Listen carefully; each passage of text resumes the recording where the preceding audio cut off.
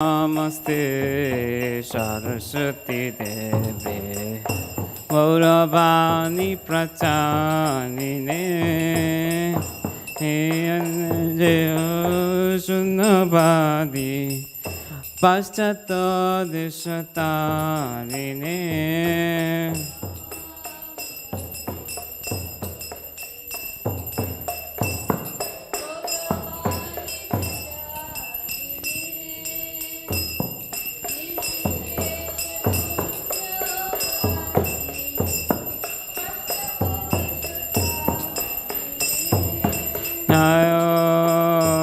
Sri Krishna Chaitanya Prabhu Nityananda Sri Advaita Gadadhara Sivasadi Gaura Bhakta Vrinda Sri Krishna Chaitanya Prabhu Nityananda Shri Advaita Gadadhar Shri Vasadi Gaura Bhakta Vrinda Hare Krishna Krishna Krishna Hare Hare Hare Rama Rama Rama Hare Hare Hare Krishna Krishna Krishna Hare Hare Hare Rama Rama Rama Hare Hare Hare Krishna Krishna Krishna Hare Hare Hare Rama Rama Rama Hare Hare Hare Krishna Krishna Krishna Hare Hare Hare Rama Rama Rama Hare Hare Hare Krishna Krishna Krishna Hare Hare Hare Rama Rama Rama Hare Hare Hare Krishna Krishna Krishna Hare Hare Hare Rama Rama Rama Hare Hare Hare Krishna Krishna Krishna Hare Hare Hare Rama Rama Rama Hare Hare Hare Krishna Krishna Krishna Hare Hare Hare Bol Hare Rama Rama Rama Hare Hare Hare Krishna Krishna Krishna Hare Hare Hare Rama Rama Rama Hare Hare Hare Krishna Krishna Krishna Hare Hare Hare Rama Rama Rama Hare Hare Hare Krishna Krishna Krishna Hare Hare Hare Rama Rama Rama Hare Hare Hare Krishna, Krishna Krishna, Hare Hare, Hare Rama, Rama Rama, Hare Hare. Hare Krishna, Krishna Krishna, Hare Hare, Hare Rama, Rama Rama, Hare Hare. Hare Krishna, Krishna Krishna, Hare Hare, Hare Rama, Rama Rama, Hare Hare. Hare Krishna, Krishna Krishna, Hare Hare, Hare Rama, Rama Rama, Hare Hare. Hare Krishna, Krishna Krishna, Hare Hare, Hare Rama, Rama Rama, Hare Hare. Hare Krishna, Krishna Krishna, Hare Hare, Hare Rama, Rama Rama, Hare Hare. Hare Krishna, Hare Bol. Krishna Krishna, Hare Hare, Hare Rama, Rama Rama, Hare Hare. Hare Krishna, Krishna Krishna, Hare Hare, Hare Rama, Rama Rama, Hare Hare. Hare Krishna, Krishna Krishna, Hare Hare, Hare Rama, Rama Rama, Hare Hare. Hare Krishna, Krishna Krishna, Hare Hare, Hare Rama, Rama Rama, Hare Hare. Hare Krishna, Krishna Krishna, Hare Hare, Hare Rama, Rama Rama, Hare Hare. कली कुकुर कादना यदि तुम्ही चाहो हे, कली कुकुर कादन যদি চাও হে, कली कुकुर कादना यदि चाहो हे, কুকুর কাদন যদি চাও হে, कलिजुग पावन कलि भय नाशन श्री सचिनंदन गाओ हे, কলিযুগ পাবন কলি ভয় নাশন শ্রী সচিনন্দন গাও হে, अदा धर्मादन निताये प्राणधन अद्वैते प्रपूजित गोरा, ধর্মাদন নিতায়ের প্রাণধন অদ্বৈতের প্রপূজিত গোরা, নিমানি বিশ্বম্ভর শ্রীনিবাস ঈশ্বর ভক্ত সমূহ চিত্ত চোরা নিমানি বিশ্বম্ভর শ্রীনিবাসীশ্বর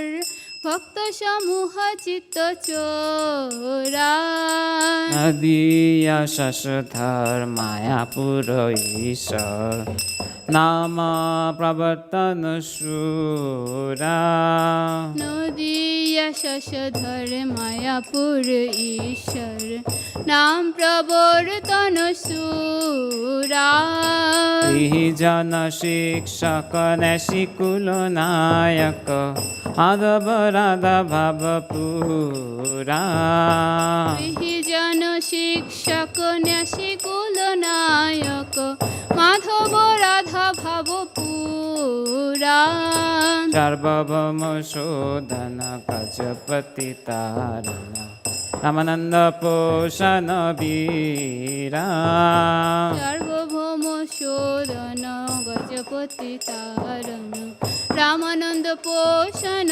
বীরা রূপানন্দ বর্ধন সনাতন পালন হরিদাস মোদন ধীরা রূপানন্দ বর্ধন সনাতন পালন হরিদাস মোদন ধীরা রাজরস ভাবন দুষ্ট মত সাতন কপতি বিঘাতন কামা রাজরস ভাবন দুষ্ট মত সাতন কপতি বিঘাতন কামা শোভাবন দুষ্ট মত সাতন কপতি বিঘাতন কামা রাজরস ভাবন দুষ্ট মত সাতন কপটি বিঘাতন কামা শুদ্ধ ভক্ত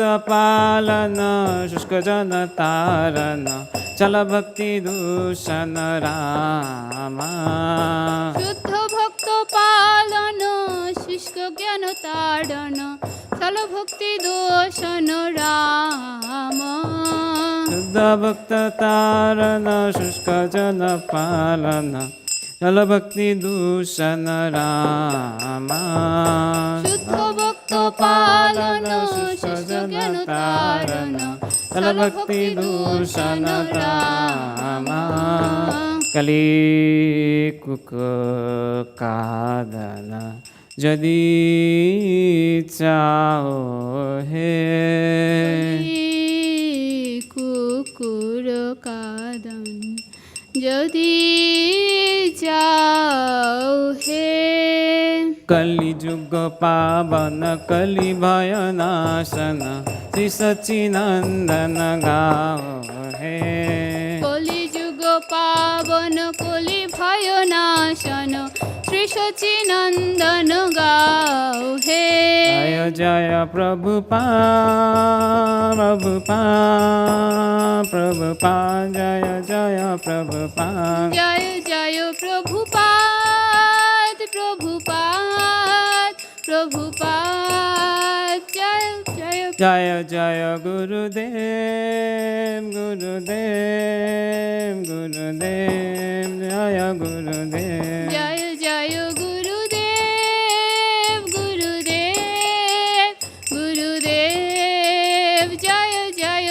গুরুদেব নিতাই গৌর হরি বল হরি বল হরি বল নিতাই গৌর হরি বল নিতাই গৌর হরি বল হরি বল হরি বল নিতাই গৌর হরি বল জয় রাধা মদন মোহন রাধা মদন মোহন রাধে জয় রাধা মদন মোহন রাধা মদন মোহন রাধে জয় রাধে জয় রাধে জয় রাধে জয় শ্রী রাধে জয় রাধে জয় রাধে জয় রাধে জয় শ্রী রাধে জয় জয় প্রভুপা প্রভুপা প্রভুপা জয় জয় প্রভুপা জয় জয়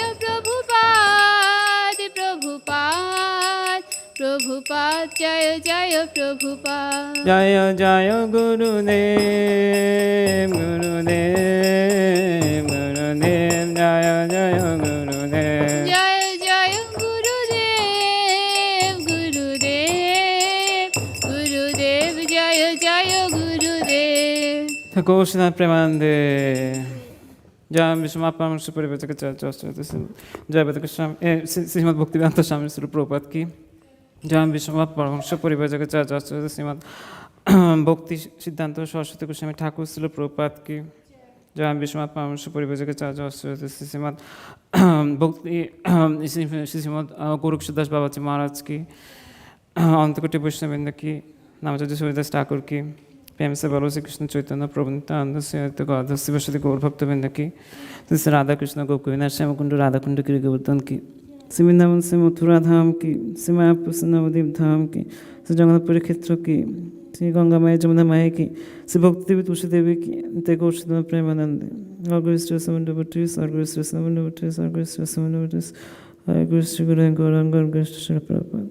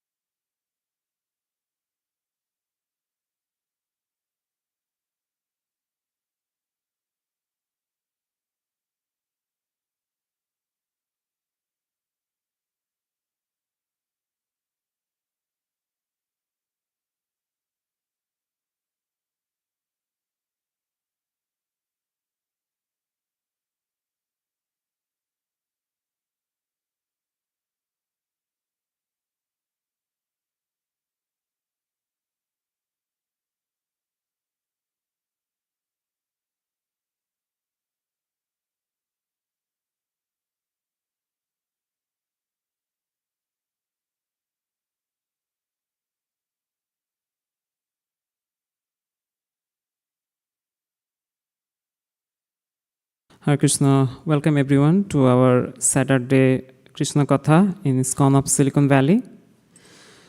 So, we'll start with short Mangalacharan prayers.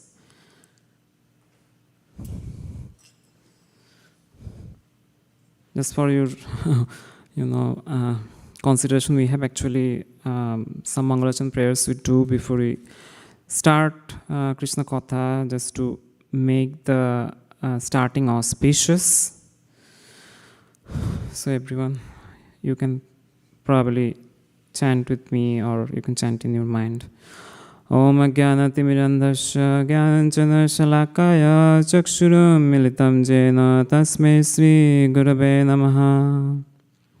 Sri Chaitanya Manobhishtam Sthapitam Jena Bhutale Samrupa Kadamayam Dadati Sa Padantikam Vandeham Sri Guru Sri Juta Padakamalam Sri Gurum Vaishnavamscha Sri Rupam Shagrajatam Sahagana Raghunatanitam Tam Sajivam Sadvaitam Sabadhutam Parijana Sahitam Krishna Chaitanya Devam Sri Radha Krishna Padan Sahagana Lalita Sri Vishakhavitamscha He Guru Karuna Sindhu Dinabandhu Jagatpate Gopesha Gopika Kanta Radha Kanta Namastute Tapta Kanchana Gaurangi Radhe Vrindavaneshwari Vishabhanu Shute Devi Pranamami Hari Priye Vancha kalpatarubhascha kripa sindhubhayeva cha patitanam pavanebhyo vaishnavebhyo namo namaha. Jai Sri Krishna Chaitanya Prabhu Nityananda Sri Advaita Gadadhar Sivasadi Gaura Bhakta Vrinda. Hare Krishna Krishna Krishna Hare Hare Hare Ram Ram Ram Hare Hare.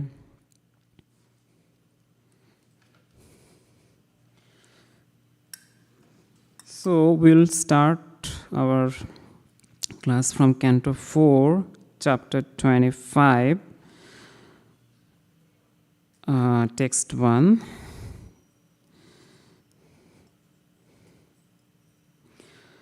So actually we are now starting in Bhagavatam the discussion between Narada and King Pachinabharahi. So this is how we will do it. We'll read first few verses.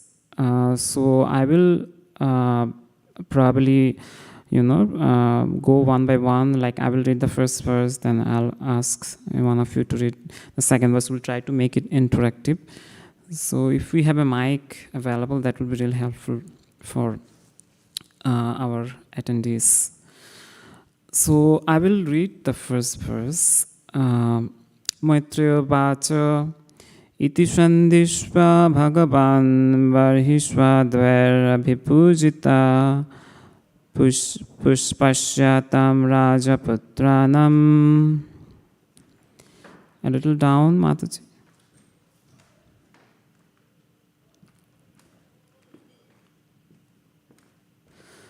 Tatra Bantar Dadhehara.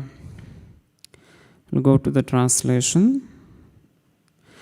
The great sage Maitreya continued speaking to Vidura. My dear Vidura, in this way Lord Shiva instructed the sons of King Barhisat. The sons of the king also worshipped Lord Shiva with great devotion and respect. Finally, Lord Shiva became invisible to the princess. Purport by Srila Prabhupada. This chapter contains a great lesson concerning the monarchical kingdom in the days of yore. When King Barhishat was considering retiring from the royal duties, he sent his sons to perform austerities in order to become perfect kings for the welfare of the citizens. At the same time, King Barhisat was being instructed by the great sage Narada about the material world and the living entity who wants to enjoy it. It is therefore very clear how the kings and princes were trained to take charge of a kingdom. Welfare activities for the benefit of the citizens were aimed at understanding the Supreme Personality of Godhead. The human form of life is specially meant for understanding God, our relationship with Him, and our activities in His service. Because the kings took charge of the spiritual education of the citizens, both the king and the citizens were happy in Krishna consciousness.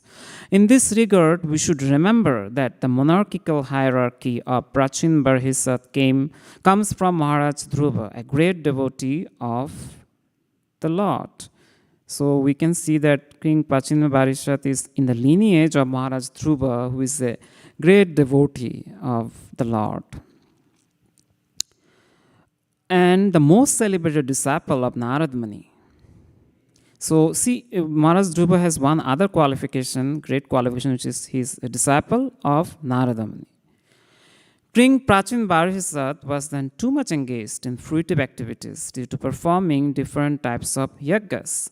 One can actually be promoted to higher planetary systems or to the heavenly kingdoms by performing various yagas, but there is no question of liberation or going back home, back to Godhead. When the great sage Narada saw that a descendant of Maharaj Dhruva was being misled by fruitive activities, Narada took compassion upon him and personally came to instruct him about the ultimate benediction of life, Bhakti Yoga. How Narada Muni indirectly introduced the Bhakti Yoga system to King Prachina Barhisat is very interestingly described in this 25th chapter. Next verse. So, somebody would like to read? Tim Prabhu, would you like to read the next verse and then the translation and the purport? Rudra Gitam Bhagavata Stotram Sarve Prachetasa Japanatas Te Tapastepur Varsanam Ayutam Jale. Translation. All the Prachita princes simply stood in the water for 10,000 years and recited the prayers given to them by Lord Shiva. Purport. Of course, in the modern age, one may be amazed how the princes could stand in the water for 10,000 years. However, living within air or living within water is the same process. One simply has to learn how to do it. The aquatics live within water for their whole lifespan.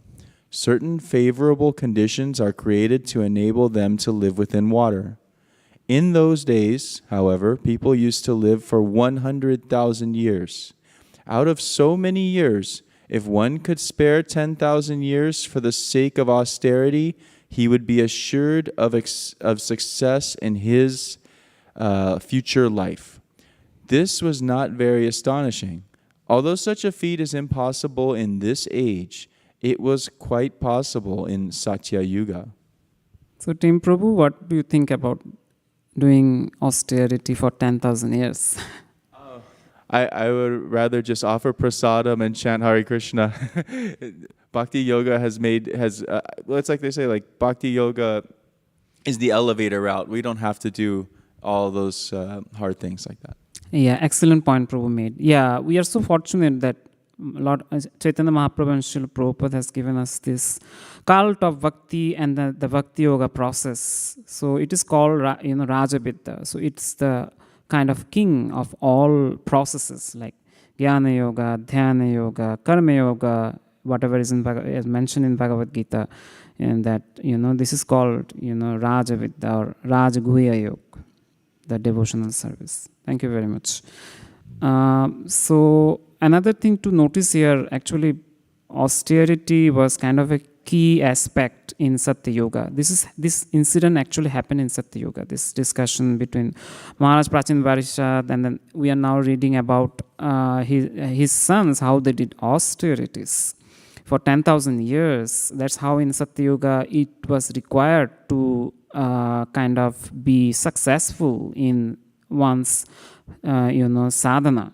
So they used to do very kind of high level of austerities, which probably nowadays we live only maximum 100 years, right? Or does somebody kind of can live 200 years nowadays? No, right? It's not possible. So as you can see, I mean, actually, though it's Kali Yuga, the age of deterioration, but we have one advantage, as mentioned in Srimad Bhagavatam, which is just by performing devotional service, remembering the Lord, we can achieve all success. Kale dosha nidhe rajan asti eke mahangana. That's what Shukadeva Goswami was saying to Maharaj Parikshit when he gave this discussion on Bhagavatam to Maharaj Parikshit. And obviously it was only 7 days. I mean, see, for us, like sitting 2 hours in the class is an austerity, right? Isn't it? So, but both of them sat for 7 days continuously. They were speaking and listening. So, actually, the quality of the speaker, like Sukadeva Goswami, and the quality of the listener, which is Maharaj Parikshit, that made this discussion very, very kind of, I would say, highly spiritual, and also a lot of, we can see, key aspects of the Lord and the Lord's devotees were mentioned in Srimad Bhagavatam. So that's how it's called Amal Puran, because it's very elevated literature. And actually, the discussion happened between two persons. There were a lot of listeners. Actively, only Parikshit Maharaj took part. So that's the quality. If there are quality, listeners, and then there is quality in the speaker, like Sukadeva Goswami has, then, the discussion kind of becomes so enlivening and so important that, it kind of is going on, like, see, for generations after generations. They had this discussion at the beginning of Kali Yuga. It's already more than 5,000 years, but we are still reading Srimad Bhagavatam and we are discussing what they discussed. So that's how, it is important who is speaking and then who are listening. So we'll go to the next verse. 425.3. I will read the Sanskrit, then probably, Prabhu, you can read the translation and purport. You want to do Sanskrit? Okay, good. Yes. I tried it before. This Sure. is my first time. Prachina barhisam hisham ksata karmas asakta manasam Narado dhatma tattva jna karpalum pratyupadhayat. Very good. So, not bad as first time. It's good. Yeah, please go ahead with the translation. While the princes were undergoing severe austerities in the water, their father was performing different types of fruitive activities. At this time, the great saint Narada, master and teacher of all spiritual life, became very compassionate upon the king and decided to instruct him about spiritual life. Purport. As pointed out by Prabodhananda. Nanda Saraswati Thakura, a great devotee of Lord Caitanya, Kaivalya, or merging into the Brahman effulgence, it's just like going to hell. he similarly states that elevation to the upper planetary system for the enjoyment of heavenly life is just so much phantasmagoria. This means that a devotee doesn't give any importance to the ultimate goal of the karmis and jnanis. The ultimate goal of the karmis is promotion to the heavenly kingdom, and the ultimate goal of the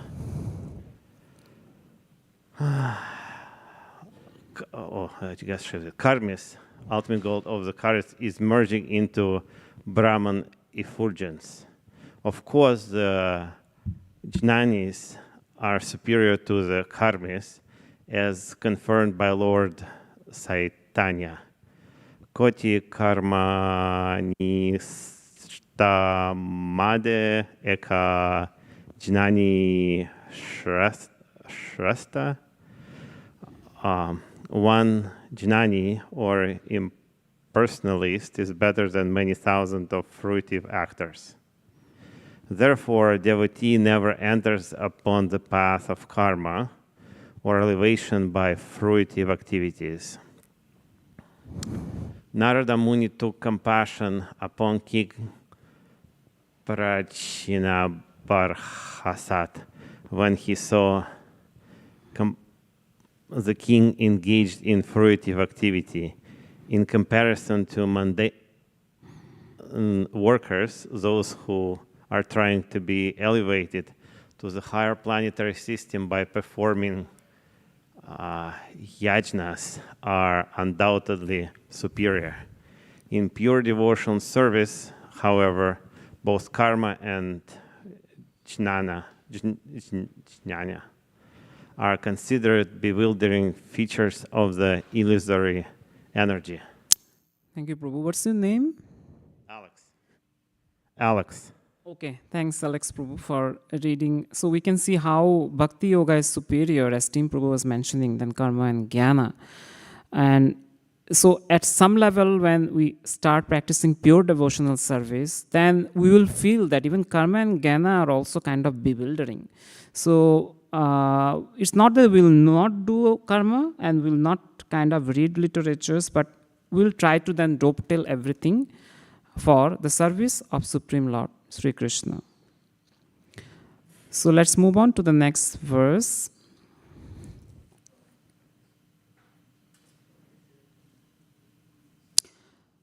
Okay, so Tilokini, would you like to read the next verse? And then the translation and purport.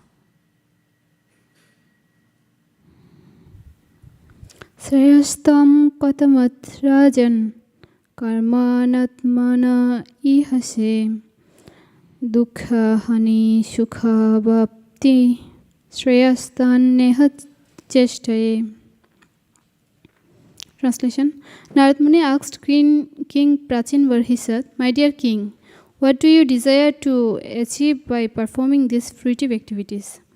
The chief aim of life is to get rid of all miseries and enjoy happiness.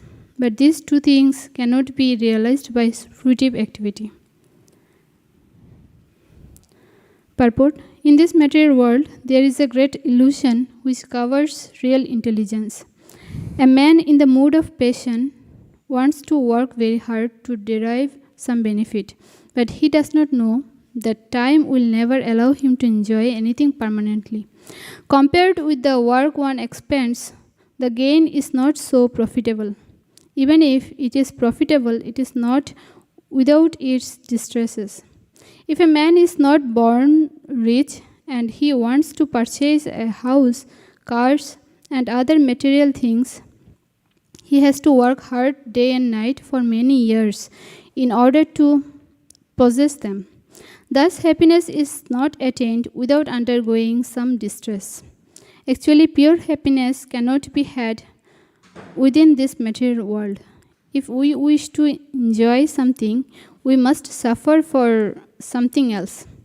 On the whole, suffering is the nature of this material world, and whatever enjoyment we are trying to achieve is simply illusion. After all, we have to suffer the miseries of birth, old age, disease, and death. We may discover many fine medicines, but it is not possible to stop the sufferings of disease or death.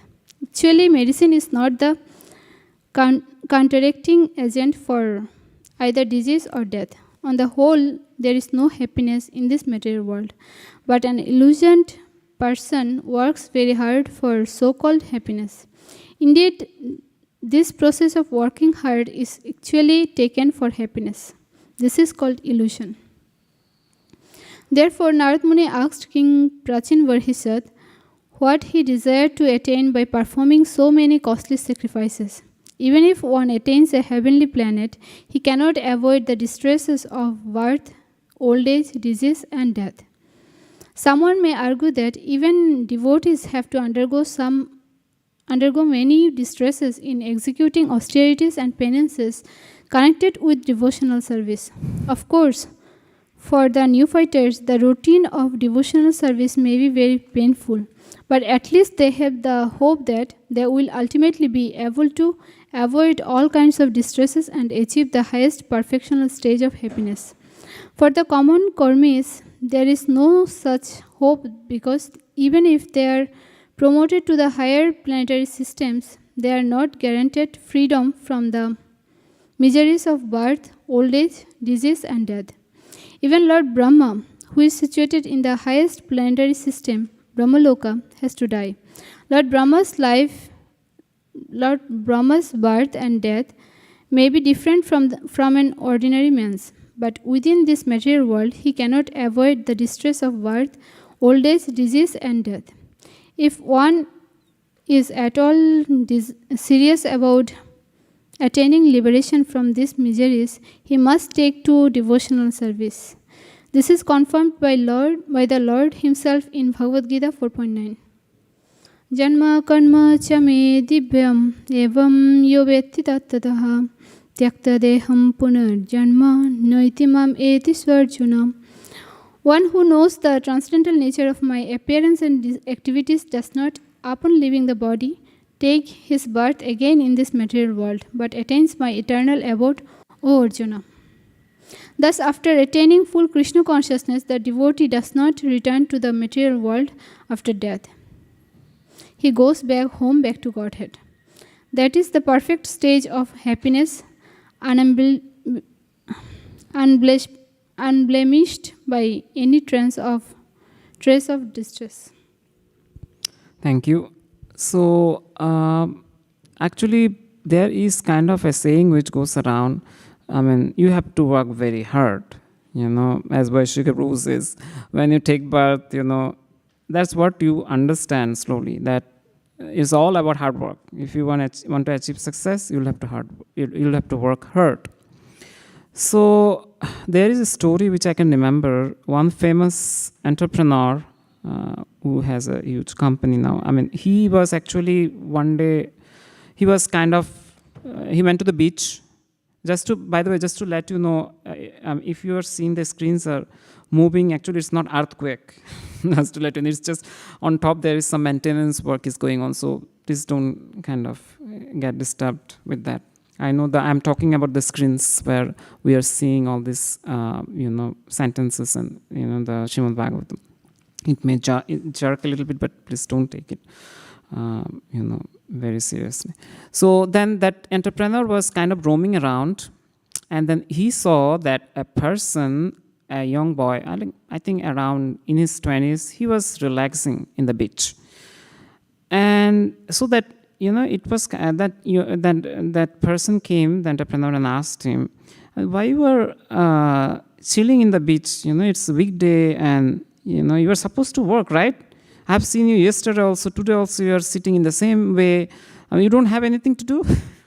So then the young person said, okay, I'm just, having fun here. And so then the entrepreneur said, but this is not the time to have only fun. You need to work hard, so that you can, make riches, and then, you can prosper. So then the young man said, what will do if I prosper? Then the entrepreneur said, after prosper, you will kind of get a nice, cottage or guest house near the beach like me. So, okay, then what? Then, you will have nice foods and you will relax when you like weekends or in vacations. He said, okay, then what? He said, then what? Then, you can, have this, like, you can sit in front of the beach like this, have some bath and enjoy life. So then the young person said that I'm already enjoying what you told about. So it seems like, all you are mentioning, the end thing is about coming to the beach and relaxing during weekend. And see, I'm doing it in weekdays only. So what's the point? He was saying. You are telling me to do all these things. So that's the thing. Actually, hard work is not kind of, we are not against working hard, but we'll have to understand for whom we are working hard, for what we are working hard.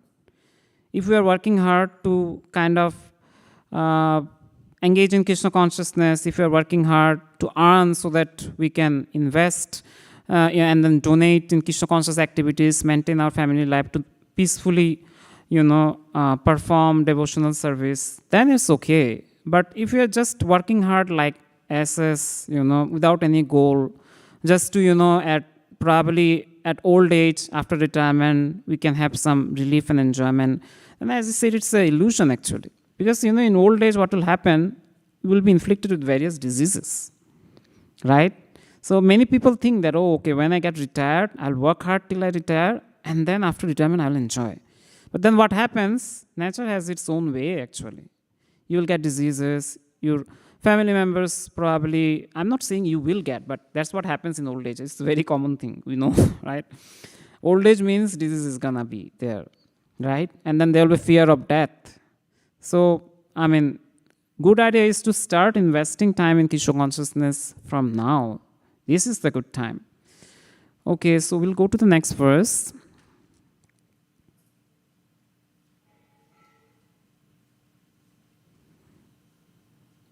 Mataji, yeah, you would like to read next verse? I can read the Sanskrit for you, then you can probably do translation and purport. Yeah, what's your name? Andrea. Thank you for coming, Andrea. Yeah. Rajo bacho na janma na janami mahabhago param karma paviddhati bruhi me bimalam jnanam yana murcheya karma bhi. Translation. Go ahead, Mataji. The king replied, O great soul, Narada, my intelligence is entangled in fruitive activities. Therefore, I do not know the ultimate goal of life. Kindly instruct me in pure knowledge so that I can get out of the entanglement of fruitive activities. Purport? I'll do it for you first. Sri Narottam Das Thakur has sung, Satsanga chari kainu asate bilash te karane lagila je karma bandha pash. As long as a person is entangled in fruitive activities, he is bound to accept one body after another. This is called karma bandha pansa, entanglement in fruitive activities. It does not matter whether one is engaged in pious or impious activities, for both are caused for further entanglement in material bodies. By pious activities, one can take birth in a rich family and get a good education and a beautiful body, but this does not mean that distresses of life are ultimately eliminated. In the Western countries, it is not unusual for one to take birth in a rich, aristocratic family, nor is it unusual for one to have a good education and a very beautiful body, but this does not mean that Westerners are free from the distresses of life. Although at the present moment the younger generation in Western countries has sufficient education, beauty, and wealth, and although there is enough food, clothing, and facilities for sense gratification, they are in distress. Indeed, they are so distressed that they become hippies, and the laws of nature force them to accept a wretched life. Thus, they go about unclean and without shelter or food, and they are forced to sleep in the street. It can be concluded that one cannot become happy by simply performing pious activities. It is not a fact that those who are born with a silver spoon in their mouth are free from the material miseries of birth, old age, disease, and death. The conclusion is that one cannot be happy by simply executing pious or impious activities. Such activities simply cause entanglement and transmigration from one body to another. Narottama Dasa Thakura calls this karma bandha bansa. King Prasinabharasat admitted this fact and frankly asked Narada Muni how he could get out of this karma bandha pansa, entanglement in fruitive activities. This is actually the stage of knowledge indicated in the first verse of Vedanta Sutra, Atato Brahma Jinasa. When one actually reaches the platform of frustration in an attempt to discharge karma bandha pansa, he inquires about the real value of life, which is called Brahma Jnana. In order to inquire about the ultimate goal of life, the Vedas, Mandaka Upanishad, enjoin Tad Vijnan Aratam Saguram Evaghigachet. In order to understand the transcendental science, one must approach a bona fide spiritual master. King Prasinabharasat found the best spiritual master, Narada Muni, and he therefore asked him about that knowledge by which one can get out of the entanglement of karma bandha pansa, fruitive activities. This is the actual business of human life. Jivasya tattva jijnasa narto yas seha karmabhe. As stated in the second chapter of the first canto of Srimad Bhagavatam, a human being's only business is inquiring from a bona fide spiritual master about extrication from the entanglement of karma bandha pansa. Thank you. Let's give her a hand. Yeah, good job. Yeah.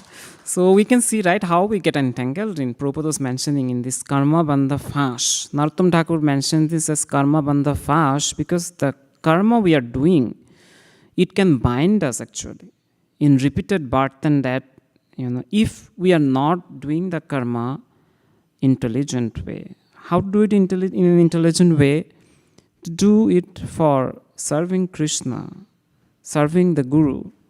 As is mentioned, Narada Muni actually, has that knowledge. So that's why King Prasinabharasat is asking for the knowledge from Narada Muni, by which he can get rid of this entanglement, which is called, entanglement of karma. Bandha fash. Fash means, right, in Bengali, fash means actually something which kind of, ties around your neck and then, it's called fash, right? Normally people do suicide with this fash. Or sometimes, other ways when you see, when they hang people, they use that fash, So that's how it is, karmic karma, if we are not doing it in an intelligent manner, if we are not dovetailing the karma for serving Krishna.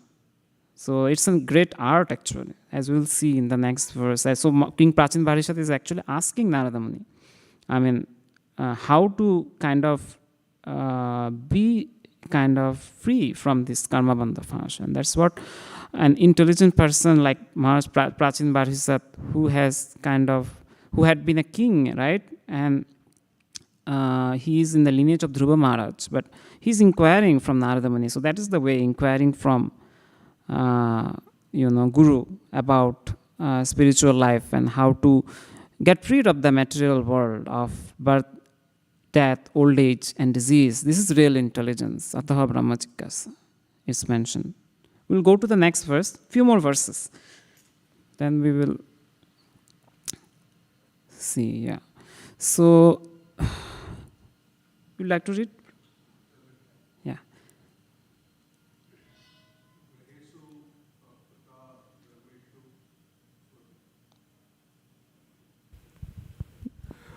ग्रहेषु कुता धर्मेषु पुत्रदारा धनंतथा दिहे न परम विन्दते मुधो ब्रह्मयन samsara bhartamashu.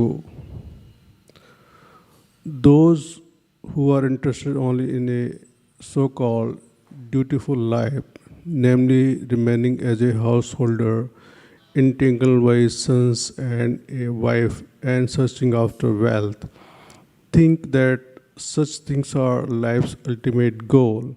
Such people simply wander in different type of bodies throughout this material existence without finding out the ultimate goal of life. Purport by Srila Prabhupada. Those who are too much attached to family life, which consists of entanglement with wife, children, wealth, and home, are engaged in a kuta dharma, pseudo duties. Prahlad Maharaj has likened these pseudo occupational duties to a dark well, Andhakupam. Prahlad has purposefully spoken of this dark well because if one fall into this well, he will die. He may cry for help, but no one will hear him or come to rescue him.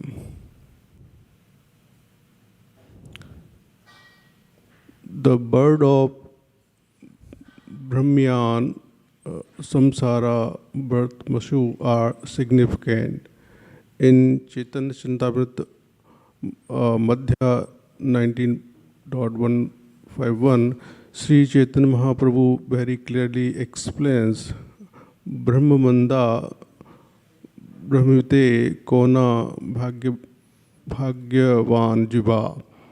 All living entities are wandering in different type of bodies throughout different planets.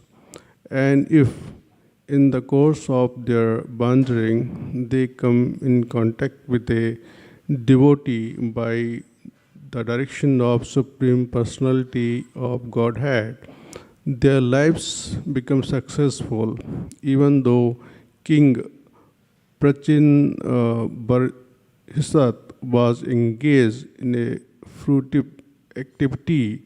The great sage Narada appeared before him. The king was very fortunate to be able to associate with Narada, who enlightened him in a spiritual knowledge. It is the duty of all saintly person to follow in the footsteps of Narada Muni and travel all over the world to every country and village just to instruct illusioned person about the goal of life and to save them from entanglement of karma bandhan, fruitive activities. So thank you very much, Prabhu. So you can see how like saintly persons like Narada Muni, their goal is to travel all over the world and like to every country and village just to instruct, the persons who are illusioned about what is the goal of life and then how to be free from this karma bandha fash.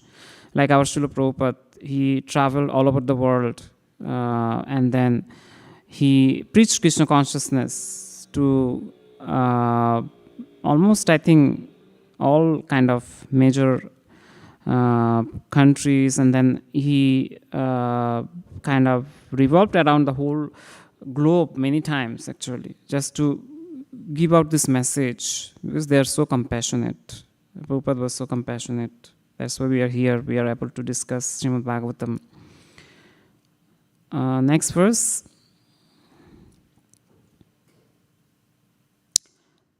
So, do you like to read? Okay. I will read the next verse. Narada Vacha Bho Prajapate Rajan Pashupasya Tvayadvare Samyapitan Jiva Sanghan Nigrinena Sahasrasha. Translation. The great Saint Narada said, O ruler of the citizens, my dear king, Please see in the sky those animals which you have sacrificed without compassion and without mercy in the sacrificial arena. Purport by Srila Prabhupada. Because animal sacrifice is recommended in the Vedas, there are animal sacrifice in almost all religious rituals. However, one should not be satisfied simply by killing animals according to the directions of the scriptures. One should transcend the ritualistic ceremonies and try to understand the actual truth, the purpose of life. Narada Muni wanted to instruct the king about the real purpose of life and invoke a spirit of renunciation in his heart. Knowledge and the spirit of renunciation, jnana vairagya, are the ultimate goal of life. Without knowledge, one cannot become detached from material enjoyment, and without being detached from material enjoyment, one cannot make spiritual advancement. Karmis are generally engaged in sense gratification, and for this end, they are prepared to commit so many sinful activities. Animal sacrifice is but one such sinful activity. Consequently, by his mystic power, Narada Muni showed King Prachin Barhisa the dead animals which he had sacrificed. So we can see Narada Muni actually utilized his mystic powers to bring all these animals in the sky, and then he showed to King Prachin Barhisa. And then Maharaj Prachin Barhisa could see all these animals there, and he was astonished. Oh, this many animals I have killed in, when doing sacrifices. So, yeah, and we'll see in the next verse what's happening. Team Prabhu, would you like to read the next verse?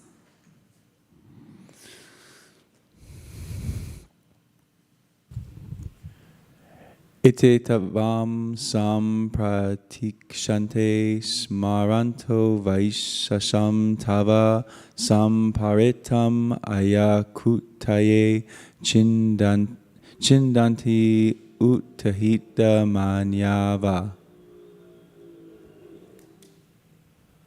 Translation: All these animals are awaiting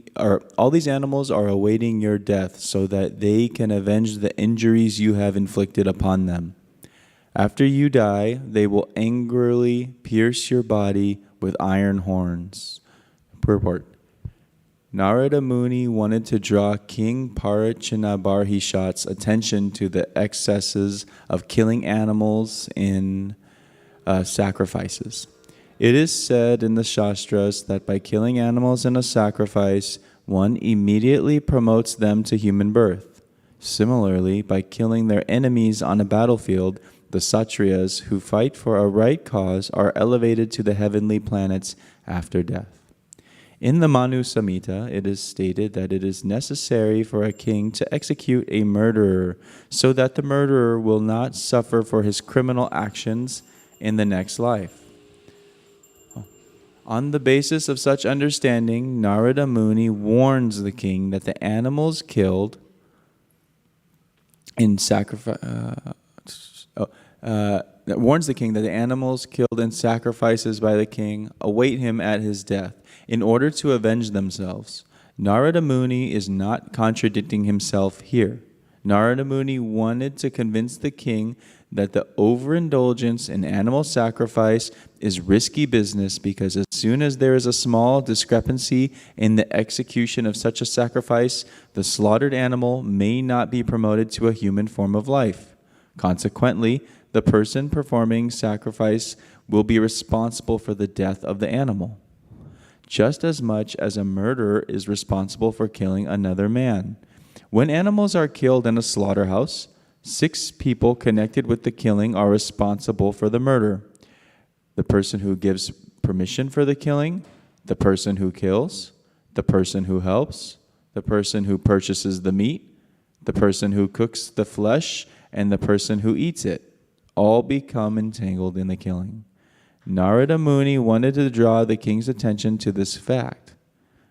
Thus, animal killing is not encouraged even in a sacrifice. Thank you, Prabhu.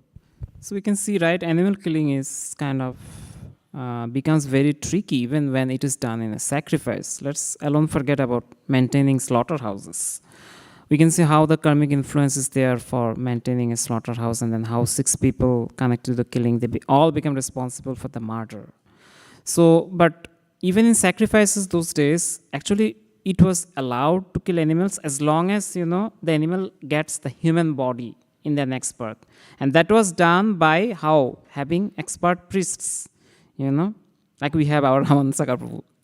So obviously Prabhu is worshipping the deities, but I was just mentioning the priests had to be that much expert in chanting mantras, and if a single thing went wrong, then the animal would not get human birth in his next life. And then what will happen? The person who is performing the sacrifice and the person for whom the sacrifice is being performed, for this case, it's King Prachin Barhishat, right?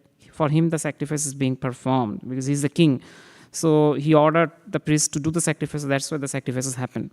So that way, when like of any single mistake, we have seen, right, what can be the consequences. So it's a very kind of, as Tim Prabhu was saying, tricky business. And, so that's why Prabhupada was mentioning in his purpose, it's better to avoid it at all. Especially in Kali Yuga, actually, no sacrifices are allowed except the Hare Krishna Mahamantra, the chanting sacrifice. Apart from that, all other sacrifices, according to our literatures, is actually banned, kind of. Only the sacrifices where the Hare Krishna Mahamantra will be chanted, those sacrifices are allowed. Okay, so we'll go to the next one. Okay, we'll actually see. Can you go a little down, Matji? I just wanted to see something. Yeah, we will actually, go to another direction now. So see, we can see how Narada Muni was influencing King Prachina Barishat to stop the sacrifices of animal killing, stop the, karmic activities, fruitive activities, and then take up to devotional service. So devotees like Narada Muni, they are very compassionate. And they are always willing and thinking how to deliver others. So he has seen that, King Prachin Barisha, though his sons are, doing austerities, but he is not kind of into devotional service. He is just doing some sacrifices to elevate to heavenly planet. But Narada Muni was so concerned about him. Okay, he will go to heavenly planet, but then what? What happens when you go to heavenly planet? You enjoy there, right? And then after some time, you have to come back. And then again go through this process of birth, death, old age, and disease. So that's why, the question comes, what is the best thing to do, actually? The best thing to do is actually practicing devotional service. And that's what Narada Muni was trying to inform King Prachina Barhishat. So Narada Muni, we know, in the scriptures, Narada Muni sometimes do things which are probably not very kind of easy to understand. He does a lot of mischiefs. In many places, he kind of, inflicts quarrels among devotees sometimes. And then sometimes, he kind of likes to tell things. He hears something from here, like he heard about Kamsa's death, right? And he went to Kamsa directly and he told him that, hey, you're going to be killed by the Lord. And then, he kind of does all these things, So, sometimes it's difficult to understand his character. But he said that Vaishnavera Kriya Mudra Bigge na Bujhai. It's not easy to understand a Vaishnava. A pure devotee of the Lord is very difficult to understand, actually. They may see something in outwardly, but actually they are not like that. So I will tell a pastime how kind of Narada Muni is doing all these mischiefs. So Radha and Krishna, they were kind of thinking of having a swing. Swing festival is coming, right? So it's kind of normally we put the Lord, the Utsav Vigrahas, the small deities in the swing, and then we kind of swing the Lord, right? So actually, it's not that we are just doing it, just for sake of doing. Actually, in spiritual world, this happens. Lord Krishna and Radharani, they sit in the swing, and then the Sakhis, they kind of swing them, actually. So one day what happened, Narada Muni went to the Lord's, abode in Vrindavan. And then he started singing very melodiously. So then Lord Krishna was very happy. He was saying, oh, you're singing so nicely. I want to give you a, benediction. Tell me what you want. Then Narada Muni said, my lord, I just want, to see you and Lalita together in the swing. So actually what happens, Radharani didn't come actually that time. Only Lalita Sakhi and some other Sakhis and Krishna was there. They were waiting for Srimati Radharani to come when they will start swinging, Radha and Krishna. So, but then when Narada Muni asked this, then Krishna said, okay, since, I already told him, let's do it, he said to Lalita Sakhi. But Lalita Sakhi was very reluctant because, it's kind of Radharani actually normally sits beside Krishna. So, she was kind of very unwilling, but then because Krishna requested and Narada Muni also asked that this is his desire, she did it. So then when they were swinging, then Narada Muni went to actually Radharani and told him, you know what Krishna is doing? I said, what? Krishna is swinging with Lalita, your friend. He didn't even wait for you. so then Radharani became really angry. He came in the arena of the kunja where the swing, Lalita's kunja actually. Every Sakhi has their own kunja. So Lalita Sakhi has her own kunja. She went there and she saw, yes, this is what's happening. Lalita and Krishna, they are, kind of enjoying in the swing. And then Radharani became very kind of furious, very angry with Krishna. She left the arena actually. Then Krishna saw that Radharani left the arena and then he came to Radharani and then he explained in the situation. See, actually, Narada Muni wanted me to sit with Lalita Sakhi and then to swing. Then Radharani said, oh, Narada Muni came here also and he told me that you are singing with Lalita Sakhi. Then Krishna said, I told you before, right? Don't take Narada Muni's these kind of things very seriously, So I told you before. Then Radharani understood. So, then Krishna explained how Narada asked for a boon and then Lalita and Krishna, they kind of had this swing together and then all this pastimes happened. So see, externally we may think like, oh, Narada Muni is doing all these mischiefs, creating quarrel between, misunderstanding between, the Lord and Radharani. But see, actually the one truth here is Krishna becomes very happy when Radharani gets angry. That's something Krishna gives. That's something which gives Krishna happiness. So he is actually looking for those occasions when Radharani will become angry with him and chastise him.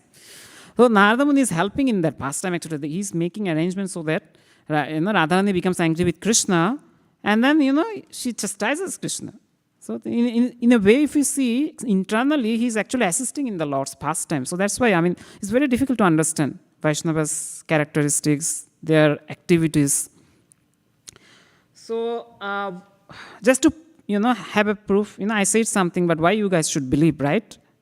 Why the devotees should believe. So let's look at a verse for proof that Narad Muni is a Mahajan. Srimad Bhagavatam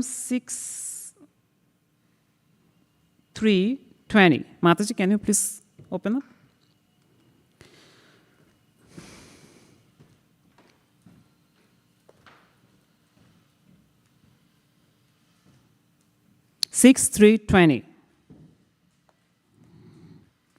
So there are actually 12 Mahajans who actually know, what is devotional service, and then how to perform it. So that's why they are called Mahajans, because they know about this Rajaguhya Yoga or Rajavidya very well. So that's why they have been kind of listed in the Srimad Bhagavatam as 12 Mahajans. There's this, we got it. Yeah, there's some technical difficulty, but we were able to get it.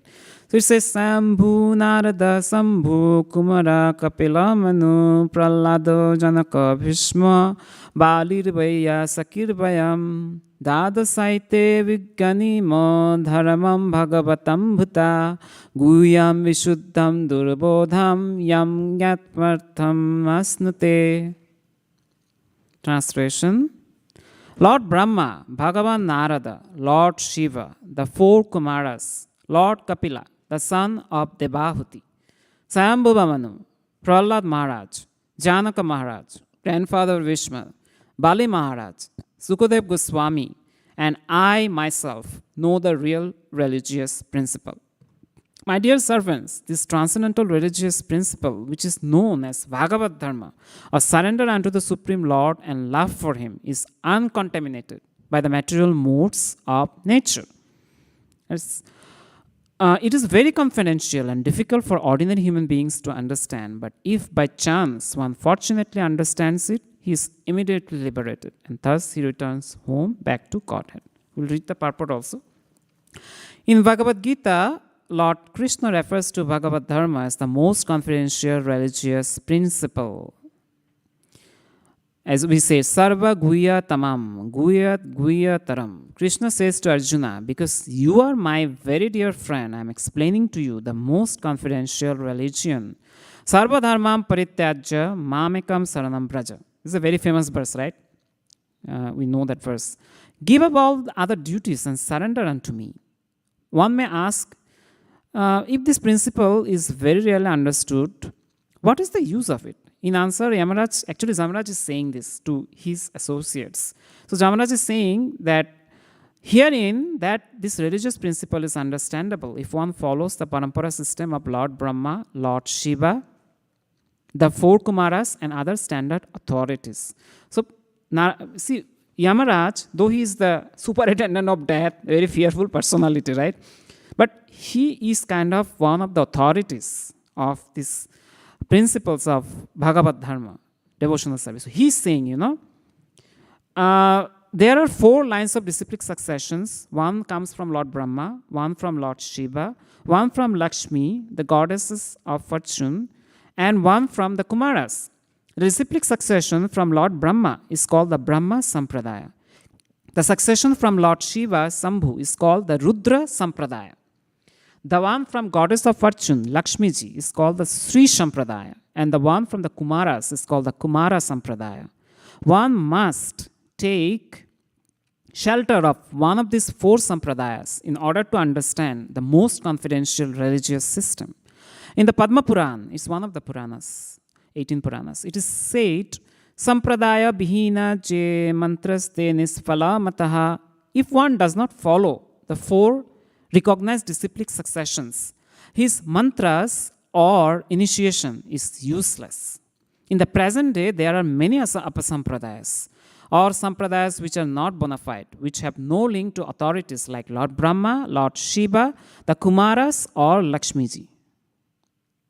People are misguided by such sampradayas. The Shastras say that being initiated in such a sampradaya is a useless waste of time, which are not in these 4 sampradayas, but for it will never enable one to understand the real religious principles. So we see it's not easy to understand real religious principles. There have been a lot of research done. Research is still going on. Scientists are doing research actually. What is the source of life? What is the source of or beginning of the universe? They're still searching for this. They haven't found the answer because it's not so easy to understand. But Srimad Bhagavatam has the answer of every question. And also one other important thing here, I just wanted to mention, as all of us know, actually, here Srila Prabhupada comes in the line of Brahmaji. So he is in actually authorized disciplic succession, and that's why he is able to carry the message to us, as it is. His Bhagavad Gita is named Bhagavad Gita as it is, right? Srimad Bhagavatam. So we can see the difference actually. When somebody carries the message in disciplic succession, what can happen and what effect it can have. So at this point, I will just stop for some time and I'd like to take some reflections or questions, either here or online. Anybody has any reflection or question?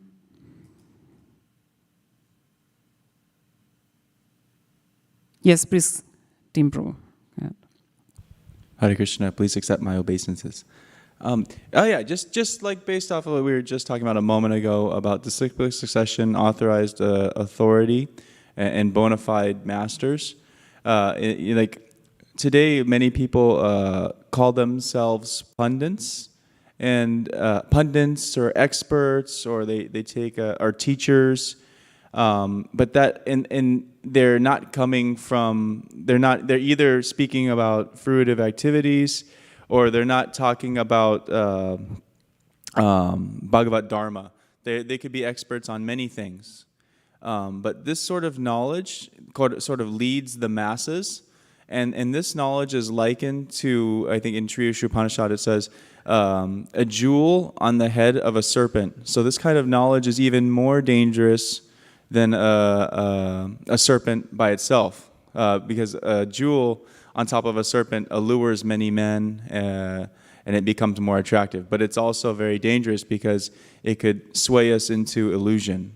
Sort of like again, there's another one with the deer chasing after the mirage in the desert. Just thinks it sees water, so it runs after the water into the desert only to its own demise because it's chasing after the false knowledge.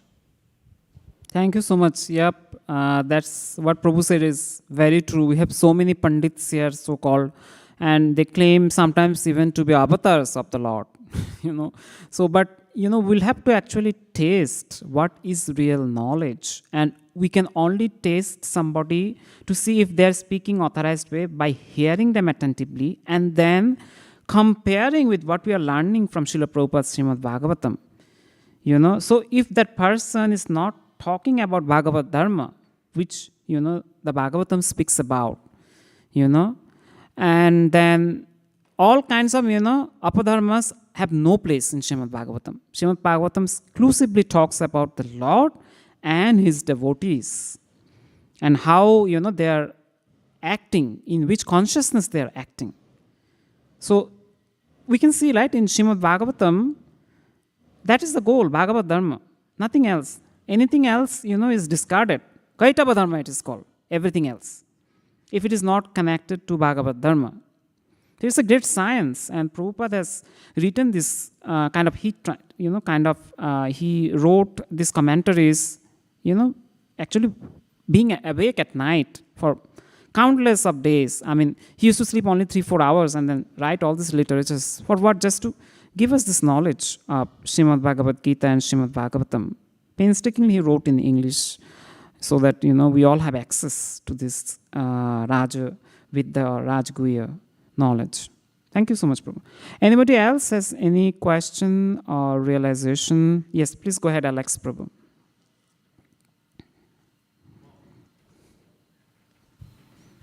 I have a related question. So if we look at these 4 successions, right, and how many people believe in this, right, or know even about it, and I think 1 billion would be overestimate, right, maybe 500 million. But we have 8 billion people on Earth. So what about the other 7.5 billion? Why are they left kind of like in the dark without the hope?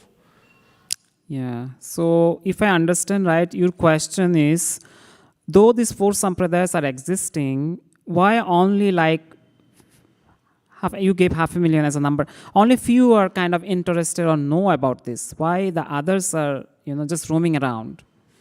So it says in Sri Chaitanya Charitamrita, Brahmanda Brahmite Kono Bhagavyanib Guru Krishna Prasade Pai Bhakti Lata Bij. That means all these souls who are wandering around the world, by mercy of Guru and Krishna, they get this seed of devotional service. So we can see actually it's not easy to get this seed. There has to be contribution from Krishna and also from bona fide spiritual master. So that's what it is. And I think one important aspect is the desire to seek for that real knowledge. Like you have the desire, so you are here. How many of us have the desire to seek for real knowledge? We are actually looking for not real knowledge. We are looking for something which can give us instant gratification or can enrich our material life. We want comfort, we want riches, we want, prosperity, right? We don't want Bhagavad Dharma actually. So that's come in the first place. And we don't want actually to know about this knowledge. We want something else. So Krishna is not a dictator. I mean, if somebody is not willing for it, he doesn't give it actually. But see, that's where the gurus come in place. They are so merciful. Even we don't want it, gurus like Srila Prabhupada, they come and they give it to us forcefully. And that's why Prabhu, I think, we can play important role in Prabhupada's mission. We can tell others actually. That's why, Chaitanya Mahaprabhu says, Jare dekho tare kaho Krishna upadesh. আমার আজ্ঞায় গুরু হইয়া তারও এদেশ। That whoever you see, tell about Krishna.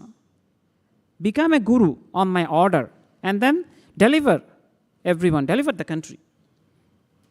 I hope that answers. Thank you. Any other question or realizations?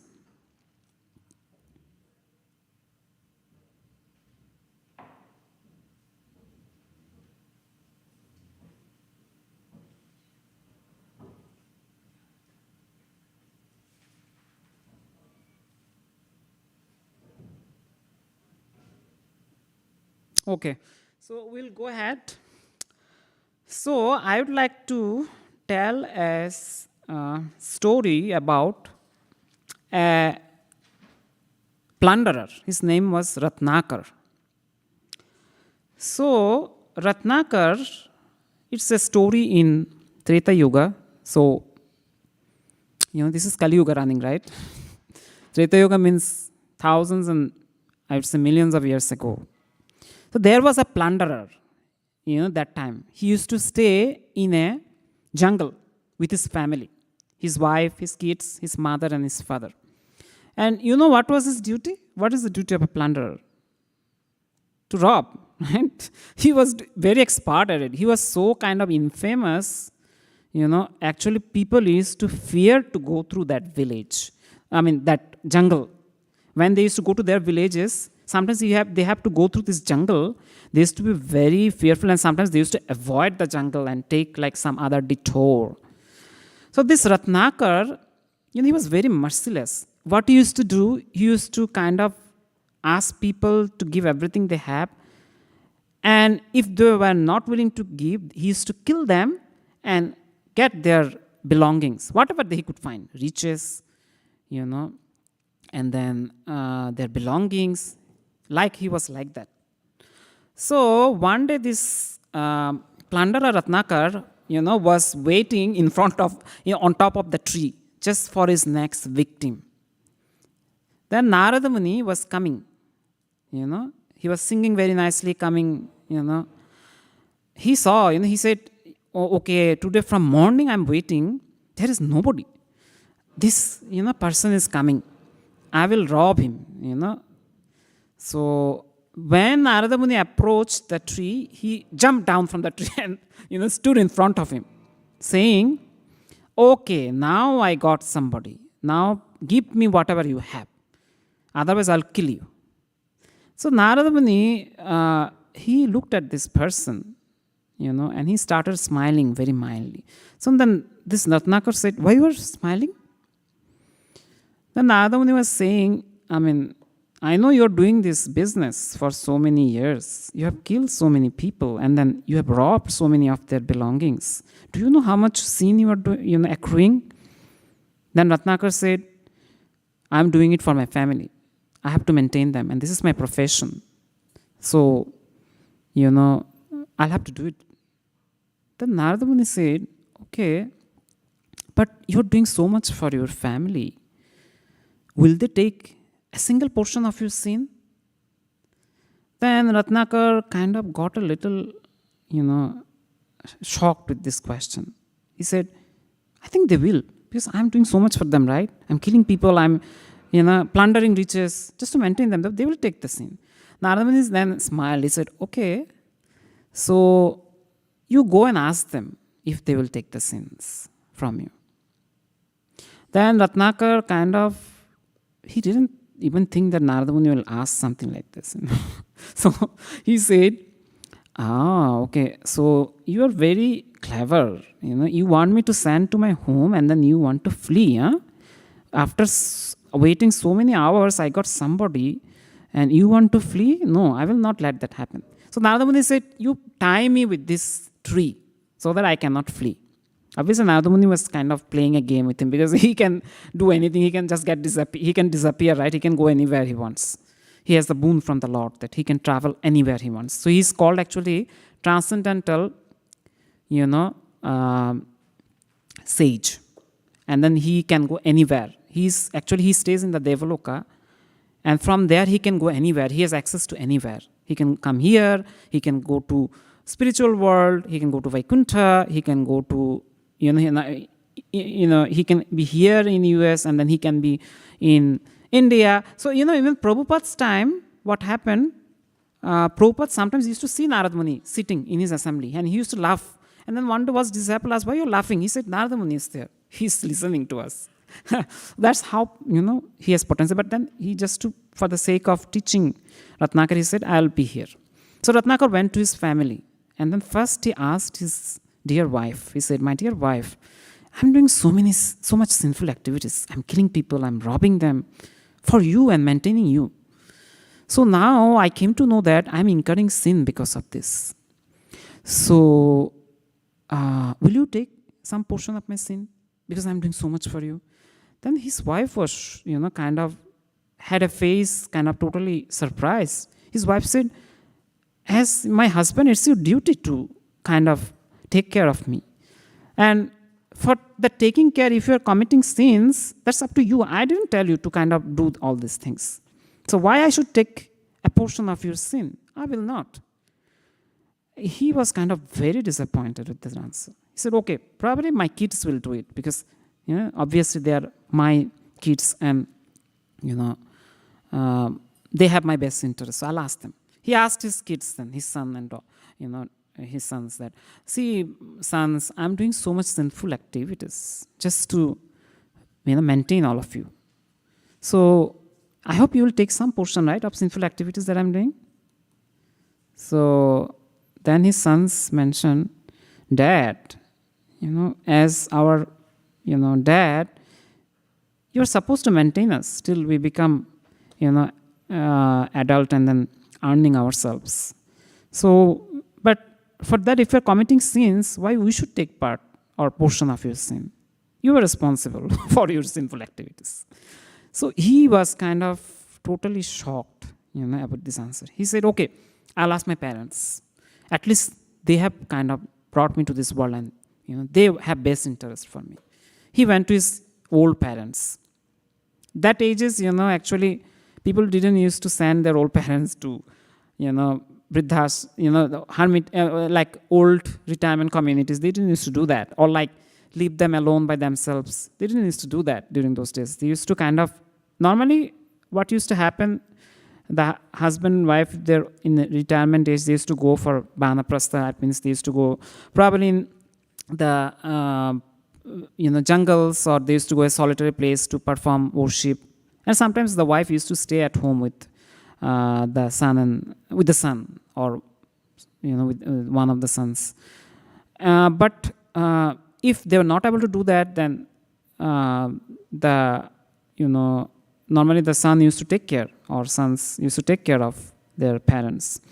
That's what Ratnakar was doing. So then he went to his parents and asked, see, mom and dad, to maintain all of you, especially you, both of you, I'm doing so much sinful activities. I'm killing people. I am robbing them.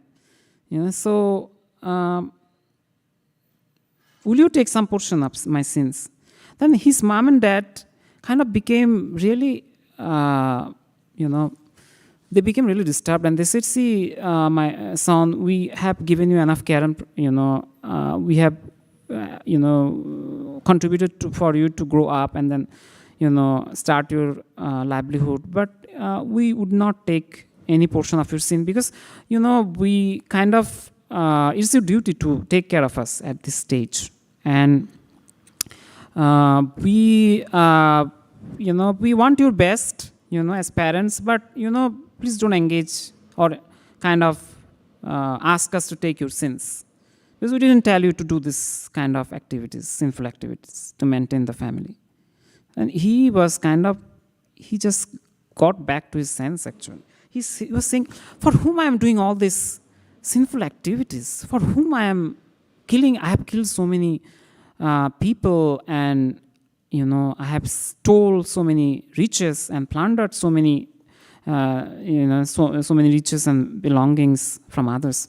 He started crying and he went back to Narada Muni.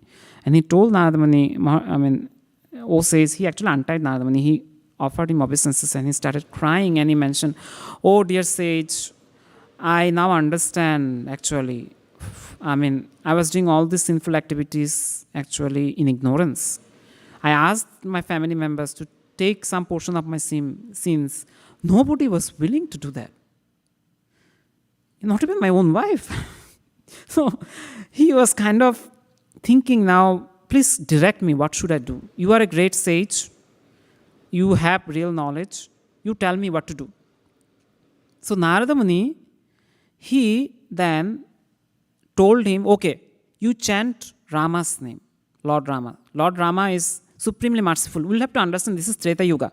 Lord Rama is the Yuga avatar in Treta Yuga. That means he's the kind of incarnation of the Lord who descends in Treta Yuga. So you chant of Lord Rama's name.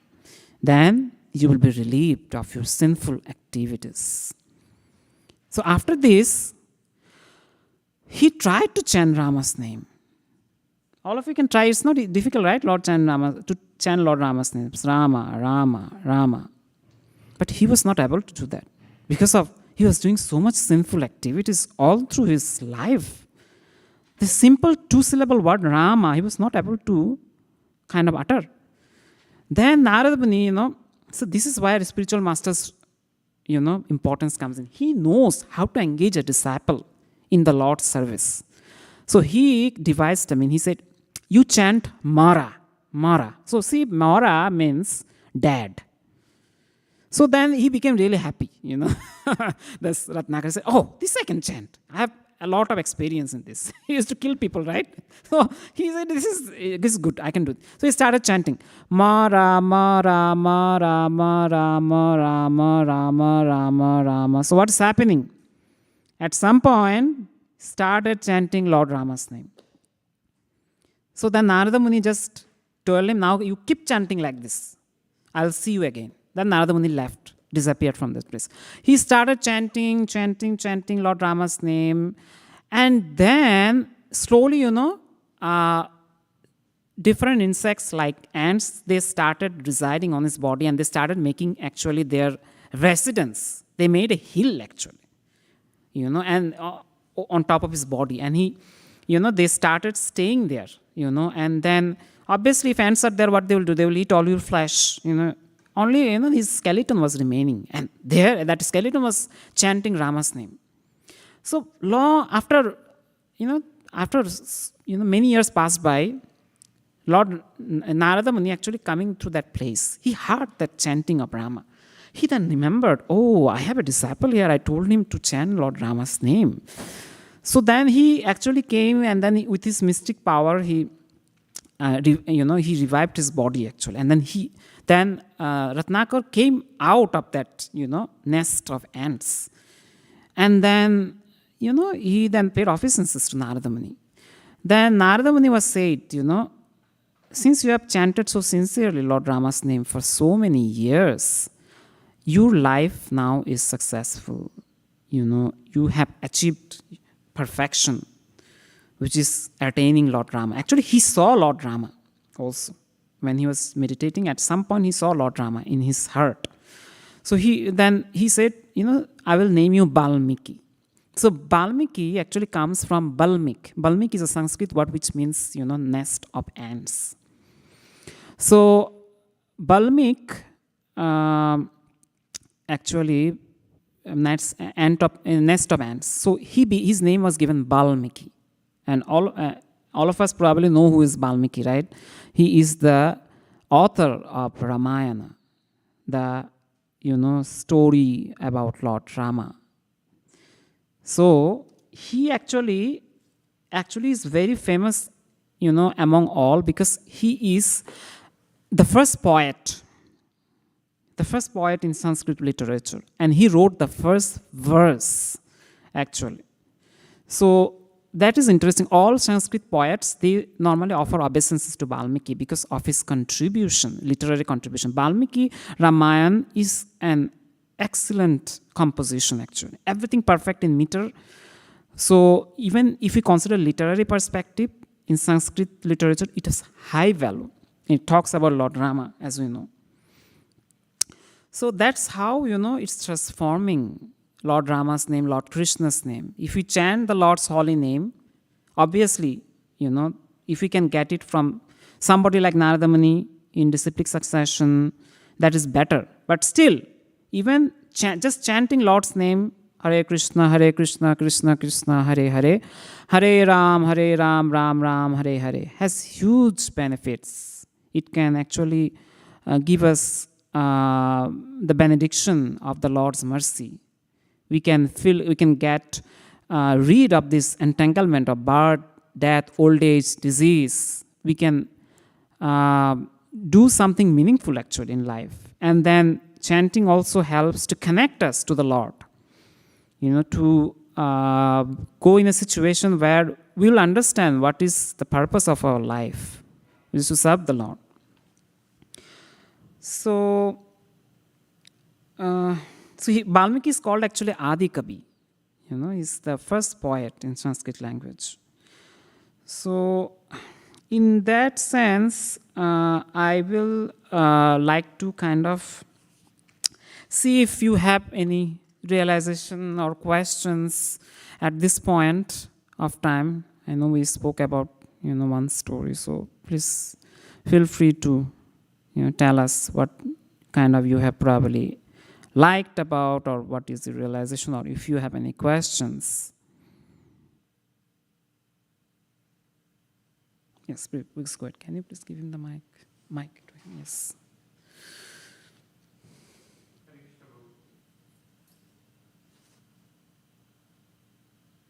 Put it close. So, one realization I had when you were telling the story is that though Ratnakar was a plunderer, maybe I'm not sure how educated he was even initially, but when he recited Lord's name, and after that he became Balmiki, and he was able to contribute so much in Sanskrit as well, not just.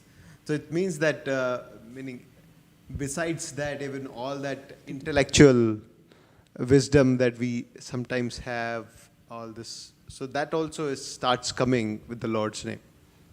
Very good point, Prabhu. Yeah. So it's said that, all this internal knowledge of scriptures, they get revealed to us when we get blessing of a guru.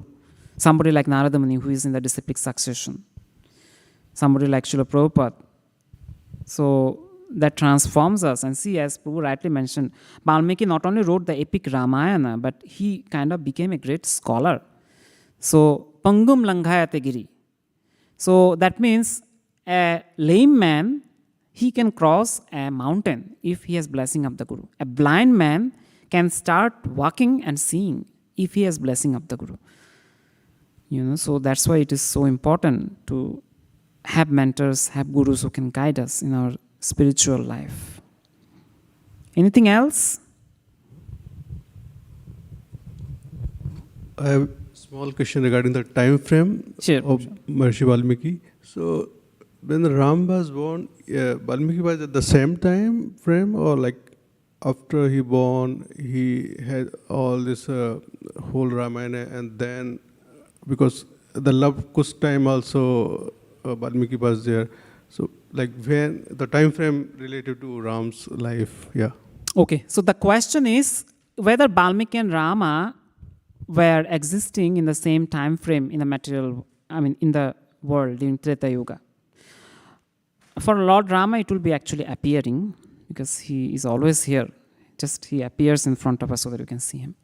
So, thank you for the question. Actually, it is mentioned in Balmiki Ramayana that Balmiki actually is a contemporary of Lord Rama. Which sense is contemporary? Actually, when he started compiling the Ramayana, he got blessing from Lord Brahma that he will be able to foresee the future. So it's not that the whole Ramayana he wrote after Lord Rama, kind of enacted his pastimes. Actually, since he is a contemporary of Lord Rama, he was writing the pastimes and he was seeing them actually also in front of him because he was given that vision by Lord Brahma and Narada that he will be able to foresee the future. So he was seeing actually what Rama will do in future and he was writing those. So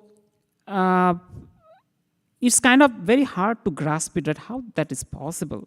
But we'll have to understand it's sage Balmiki, and he had mystic powers and he had blessing from Lord Brahma.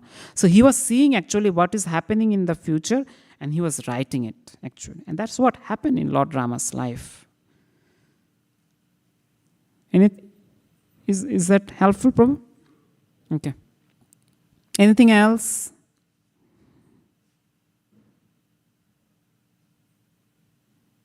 Anything from online?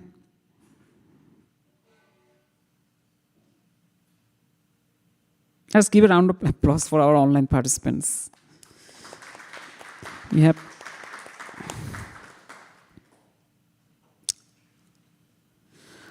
Okay, so we'll go in the next story.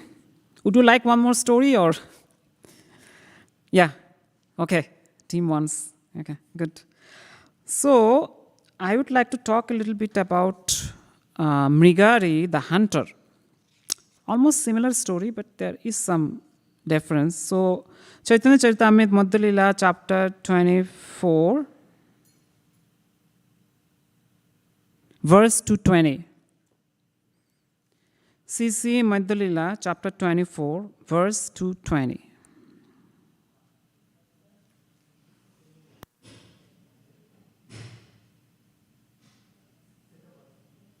Verse 220. 220.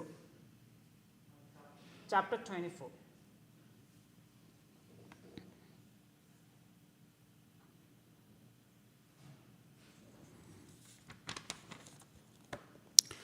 Okay, so for the sake of time, we'll just read the translations. Yeah, let's go to 229. My apology. I think it will be 229. Yeah. It's Lord Chaitanya Mahaprabhu speaking with Sanatana Goswami. I shall now narrate the story of how a hunter became a great devotee by the association of such an exalted personality as Narada Muni. From this story, one can understand the greatness of association with pure devotees. So this is same Narada Muni, he is delivering another hunter. Once upon a time, the great saint Narada, after visiting Lord Narayana in the Vaikunthas, went to Prayaga to bathe at the confluence of three rivers, the Ganges, Yamuna, and Saraswati.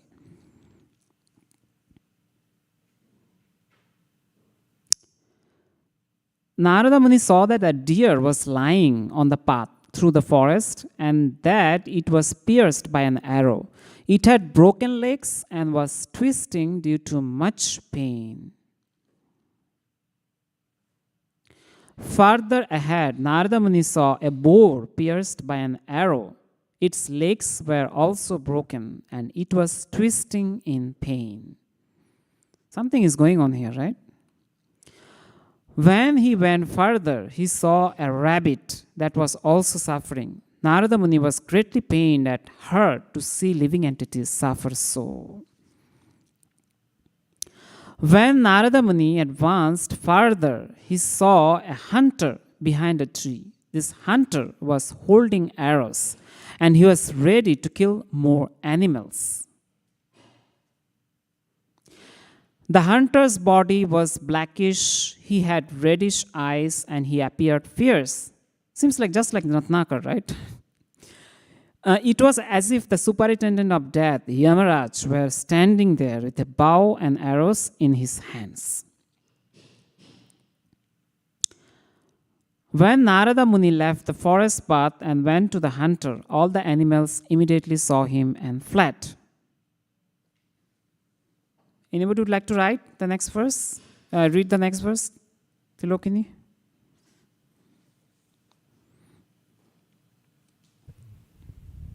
When all the animals fled, the hunter wanted to chastise Narada with abusive language. But due to Narada's presence, he could not utter anything abusive. So, yeah, we can see what is going on. Okay. Yeah, you can read 3 more verses. The hunter addressed Narad Muni, O Goswami, O great saintly person, why Why have you left the general path through the forest to come to me? Simply by seeing you, all the animals I was hunting have now fled.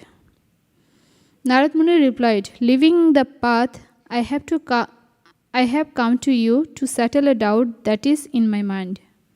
I was wondering whether all the birds and other animals that are half killed belong to you. Please read the purport also. I mean, the first, purport. Purport, yeah. The hunter replied, yes, what you are saying is so. Thank you. Would you like to read? Would you like to read next 4 verses? Narada Muni then inquired, why did you not kill the animal completely? Why did you half kill them by piercing through body with arrows?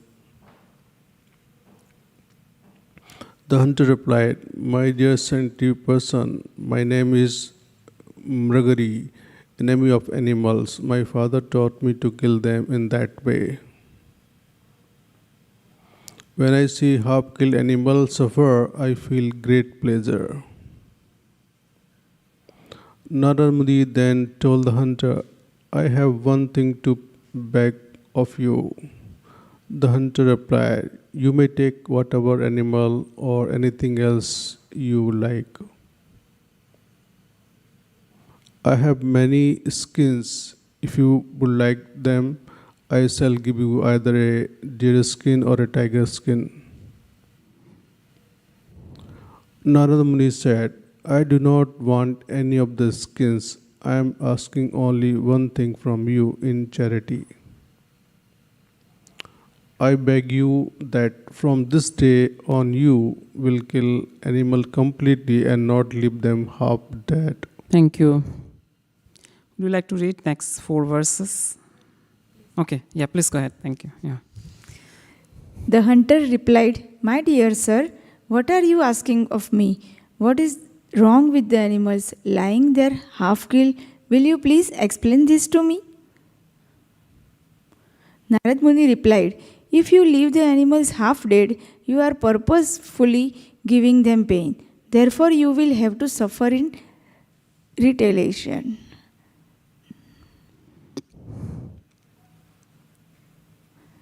Narad Muni continued, my dear hunter, your business is killing animals. That is a slight offense on your part.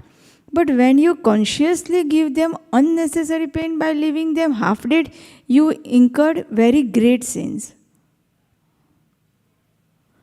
Narad Muni continued, all the animals that you have killed and given unnecessary pain will kill you one after the other in your next life and in life after life.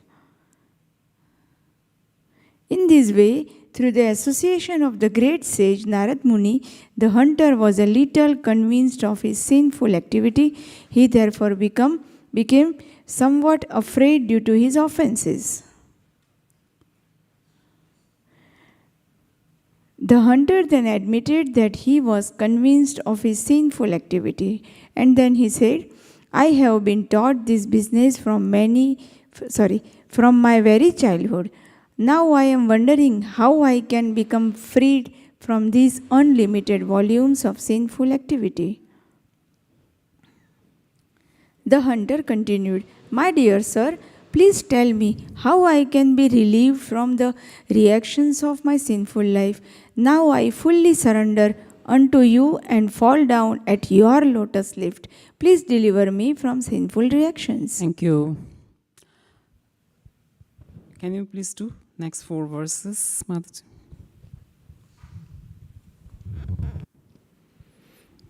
Narada Muni assured the hunter, if you listen to my instructions, I shall find the way you can be liberated. The hunter then said, my dear sir, whatever you say, I shall do. The hunter replied, if I break my bow, how shall I maintain myself?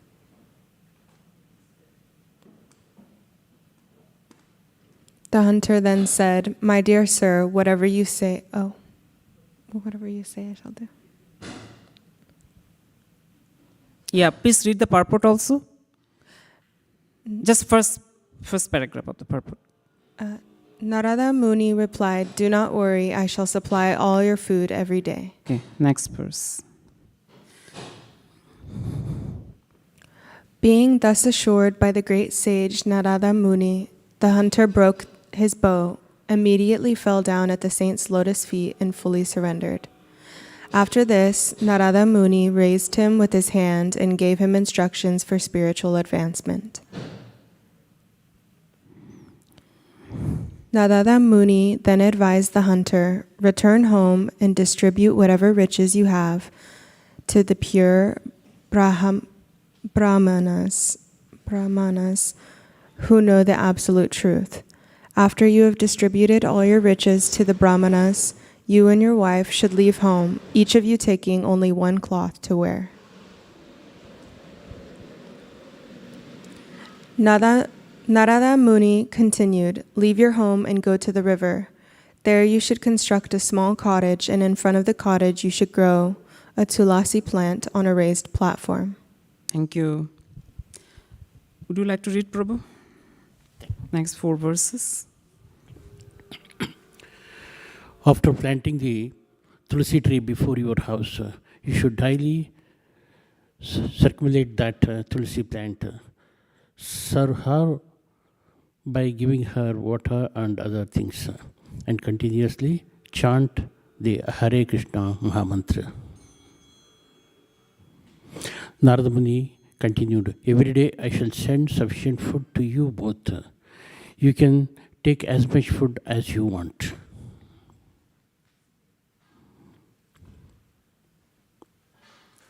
Narada Muni is assuring him, "Don't worry about food, I'll provide." The 3 animals that were half killed were then brought to their consciousness by the sage Narada. Indeed, the animals got up and swiftly fled. Narada Muni has mystic power, right? When the hunter saw the half-killed animals flee, he was certainly struck with wonder. He then offered his respectful obeisances to the sage Narada and returned home.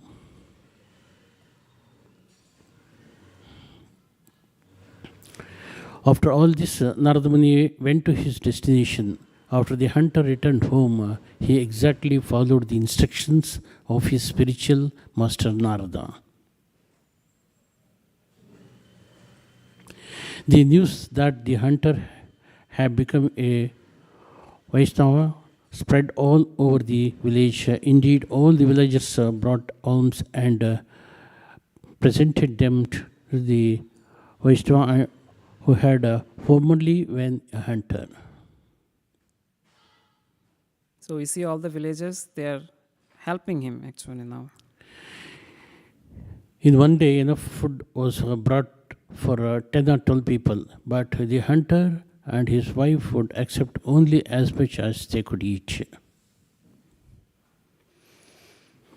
One day, while speaking to his friend Parvata Muni, Narada Muni requested him to go with him to see his disciple, the hunter. So he has a friend, Parvata Muni. It's not like Narada Muni is all alone. As the saintly sages approached the hunter's place, the hunter could see them from a distance. Thank you. Thank you. Tim Prabhu, would you like to continue?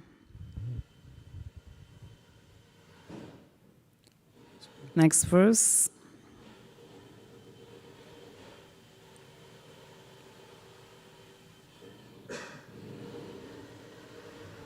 With great alacrity, the hunter began to run toward his spiritual master. But he could not fall down and offer obeisances because ants were running hither and thither around his feet.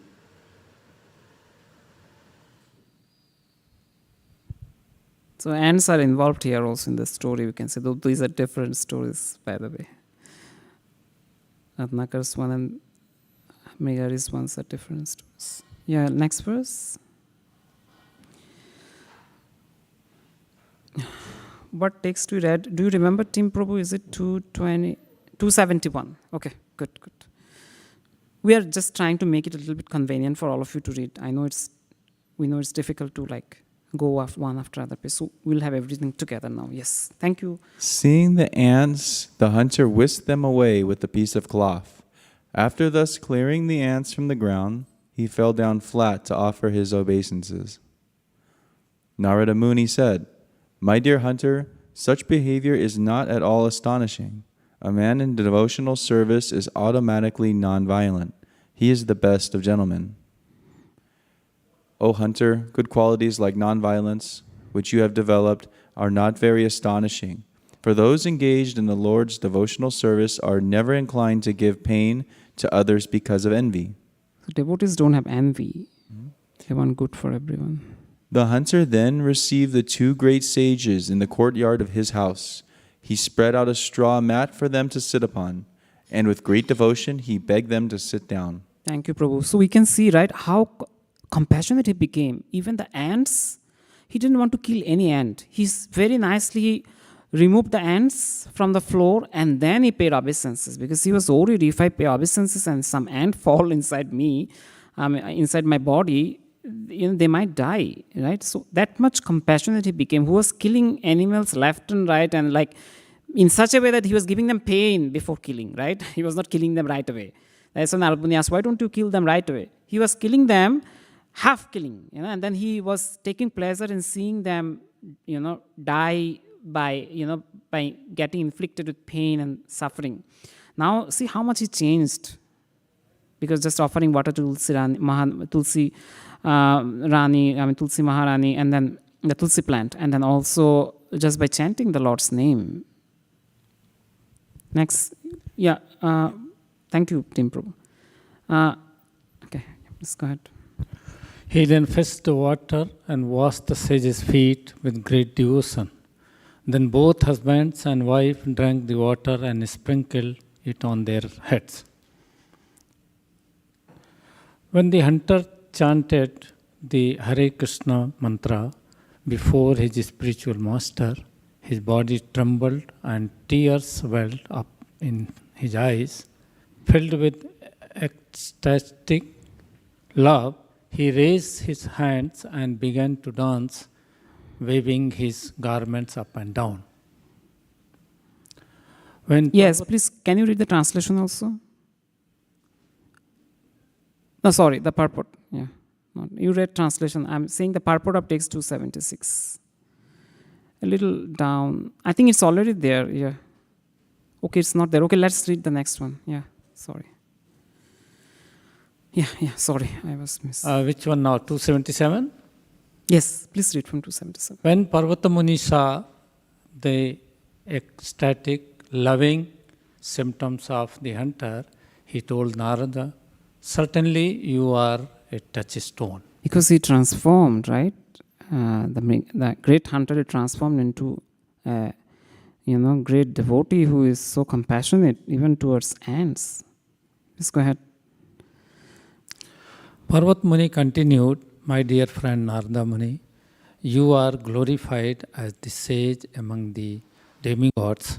By your mercy, even a low-born person like this hunter can immediately become attached to Lord Krishna."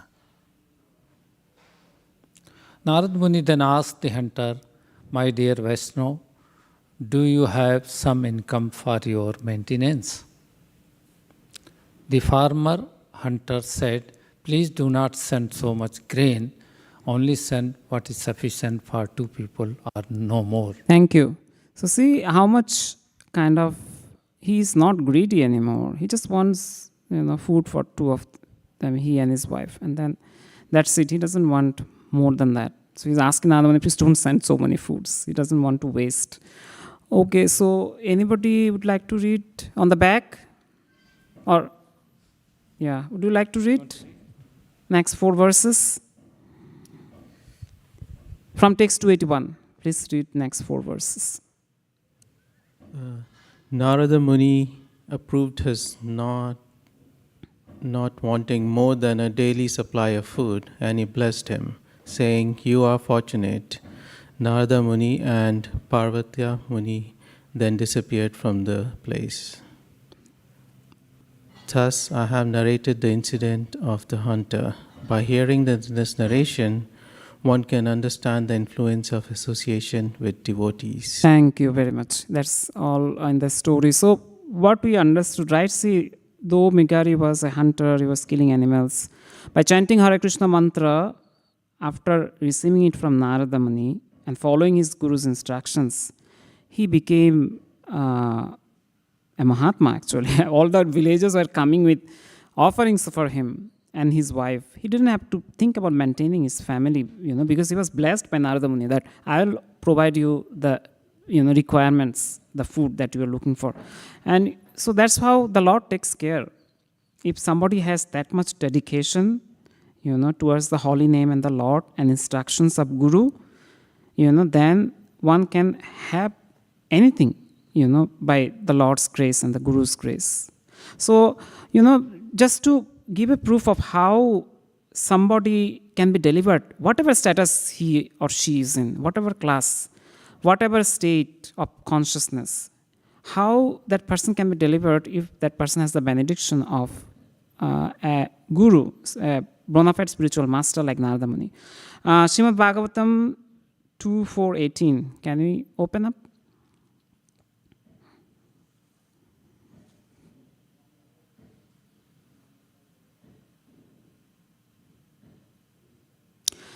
Kirata Hunindra Pulinda Pulkasha Abhira Shumba Yabana Kasadaya Yannicha Papa Yatapashraya Shraya Siddhanti Tasmai Prabhavishnabe Namaha.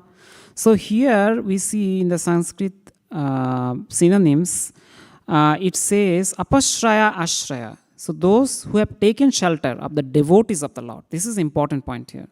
Shuddhanti, they get at once purified. Prabha Vishnabe, unto the powerful Lord Vishnu, Namo Namaha. So, all obeisance is being offered to the Lord Vishnu because by his devotees' potency, somebody who takes shelter of the devotees of the Lord, they actually can get delivered from all sinful acts and then they can achieve perfection. Let's see the translation.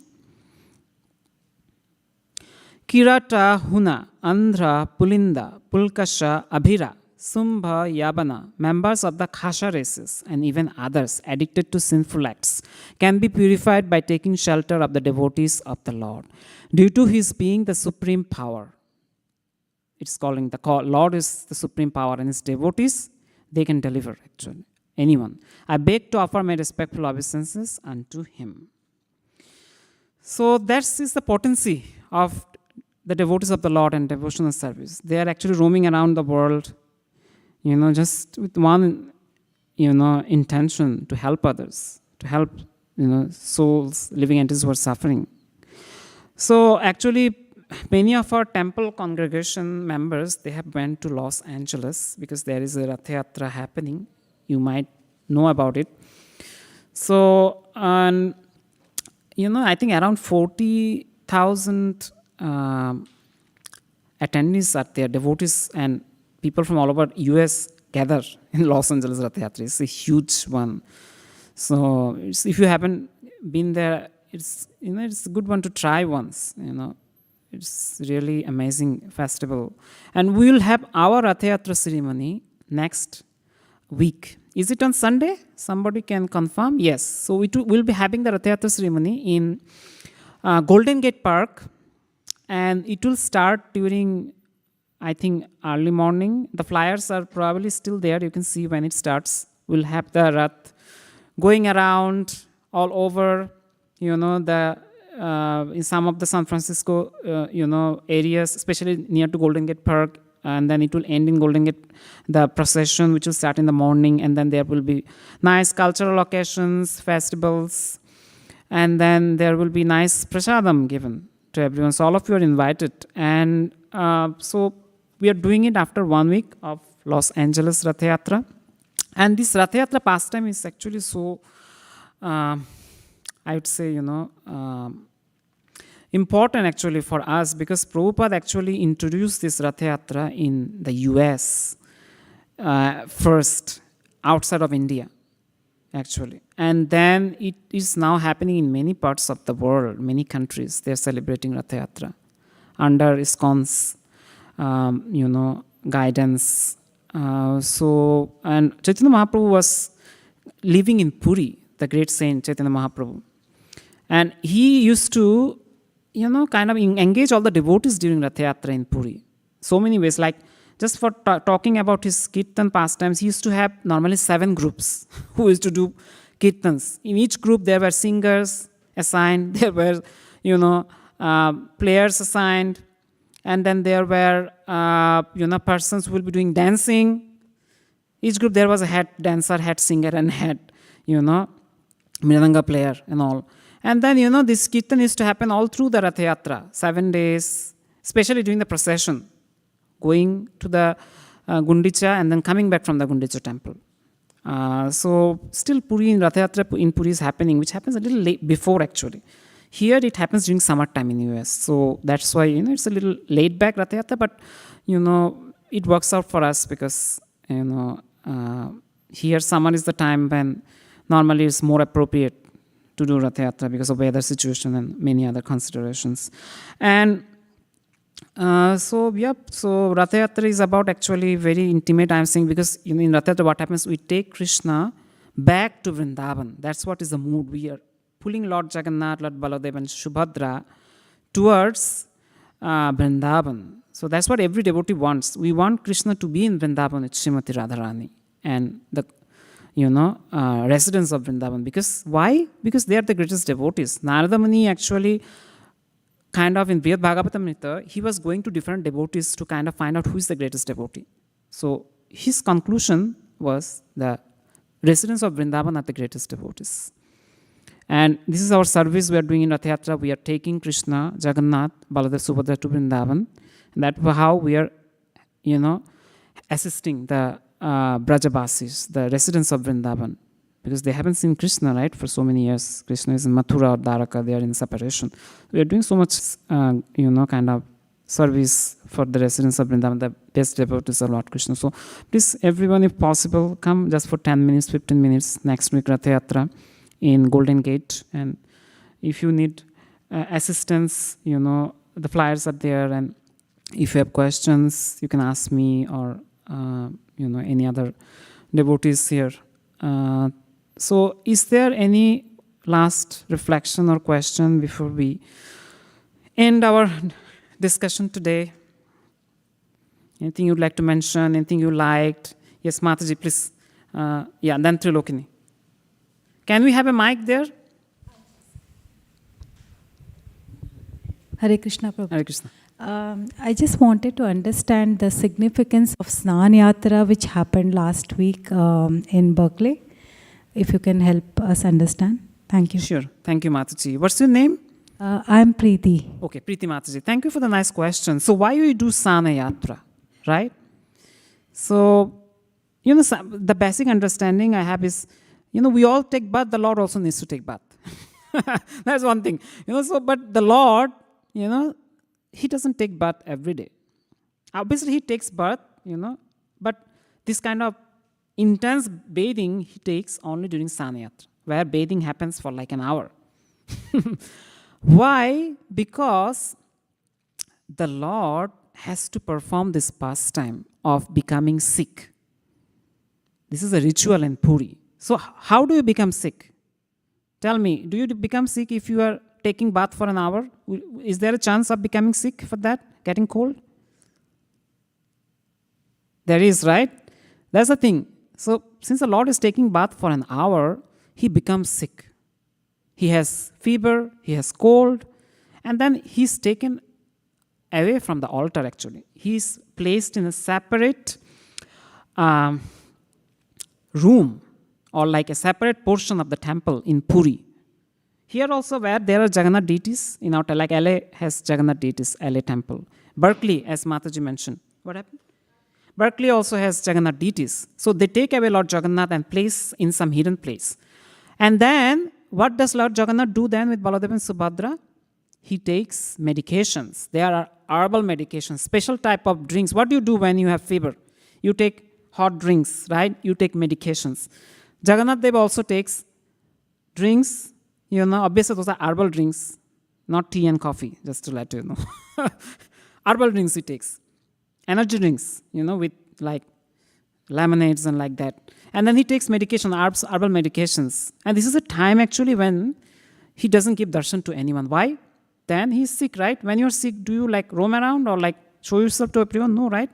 So the Lord takes rest, and then the Lord is cared by his consort Lakshmi Devi, and then he has special diet during those. I think it's after Sannyatra 15 days. The Lord normally is called Anabasar.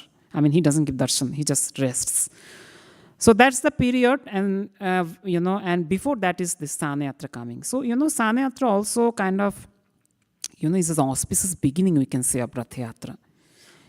So during Sannyatra, the Lord is nicely bathed, and then, if any, kind of probably dusts or anything has accumulated, probably those are nicely cleaned, the Lord is fresh, then after he gets sick, this transcendental sickness, actually the Lord doesn't get sick, but he's enacting these pastimes of being sick so that we can have that opportunity to miss him. It creates an intense desire for us to see the Lord when he's not present after the Sannyatra 15 days.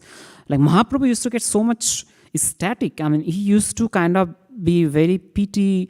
He had pity that he's not able to see the Lord. He used to go to Alananath for a few days because he cannot bear the separation from the Lord. So, this increases that intense desire within us to see the Lord again. So when the Lord comes back during Rath Yatra, it gives us immense joy and pleasure. I hope that answers the question. Thanks, Priti Mataji. Dilu, can you have a question or reflection?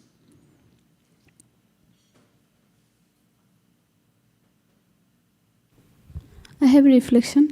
So before starting the discussion, we did Guru Puja. So in Guru Puja, one verse is like that, Shri Guru Karuna Sindhu Adhamo Janar Bandhu.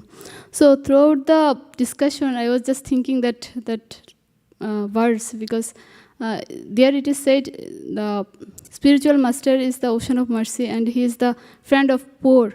Here, poor doesn't mean that that person doesn't have enough money or enough riches. Here, poor means he is the most sinful person. So all these stories we see, Narada Muni gives his mercy to that person who is the most sinful person. Yeah, that's it. Yeah, thank you. Actually, poor means spiritually poor. When we become spiritually poor, when we are kind of not performing devotional service, we become spiritually poor. Materially, we may be rich, we have a lot of money, but if you are not performing bhakti to the Lord, to Sri Radha Madhavan, Lakshmi Narasimha Mahaprabhu, we're not serving the devotees, then we are spiritually poor. We have, as Vaisheshika Prabhu says, we don't have anything in our bank account, then spiritual bank account. We are not, accumulating anything there. So it's very important to serve devotees, serve the Lord, to become spiritually rich. Thank you for that realization. Anything else? Anyone like to mention? Yes, Tim Prabhu.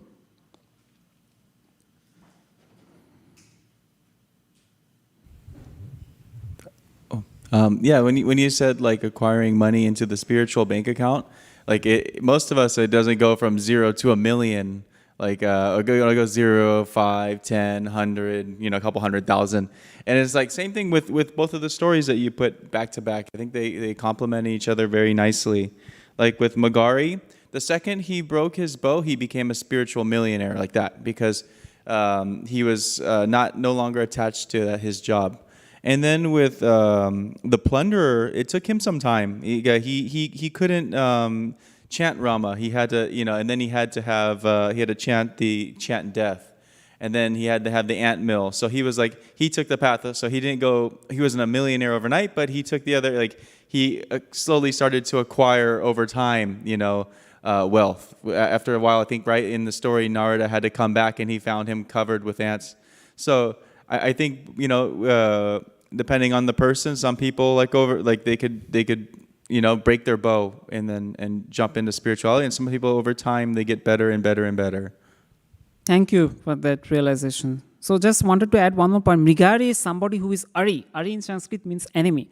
He is enemy of the Mriga. That means the expression Mriga is deer, in Sanskrit. So he is the enemy of the deer because he kills Mrigari used to kill deers mercilessly. But then he became Mriga Mitra actually. Because he became a friend of the deers then later, right? After he performed devotion service, Hare Krishna Mahamantra chanting, and then that's what it is. So, yeah, I think, is there anything from online? Any question or reflection?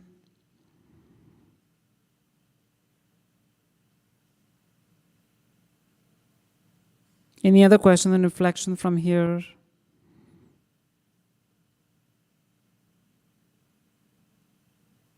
Let's thank our broadcast team, Krishna Mataji, and who under guidance of Ramanasaka Prabhu did an amazing job of quickly moving through all this and making it seamless. Thank you very much. And thank you everyone who both join in present and online.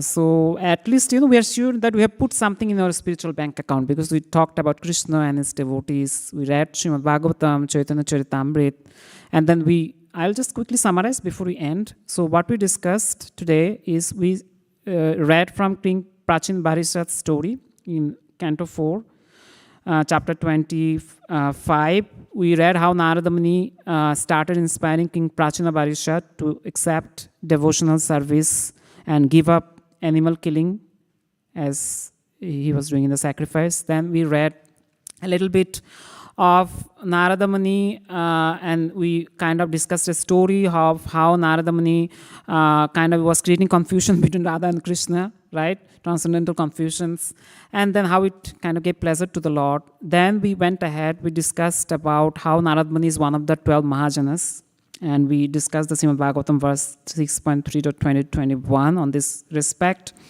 Then we discussed about the story of Maharshi Balmiki, how from a plunderer he became a devotee. And then we discussed about the story of Mrigari, how Mrigari from a hunter, he became a devotee by the mercy of Narada Muni. And then we spoke a little bit about Rath Yatra. And with that, I will end. Whatever I've spoken is all blessings of previous acharyas. And thank you everyone for joining. We'll end the Krishna Katha. So next program is we will have prasadam. So everyone please take prasadam and honor it, because prasadam is not different from Krishna. Hare Krishna.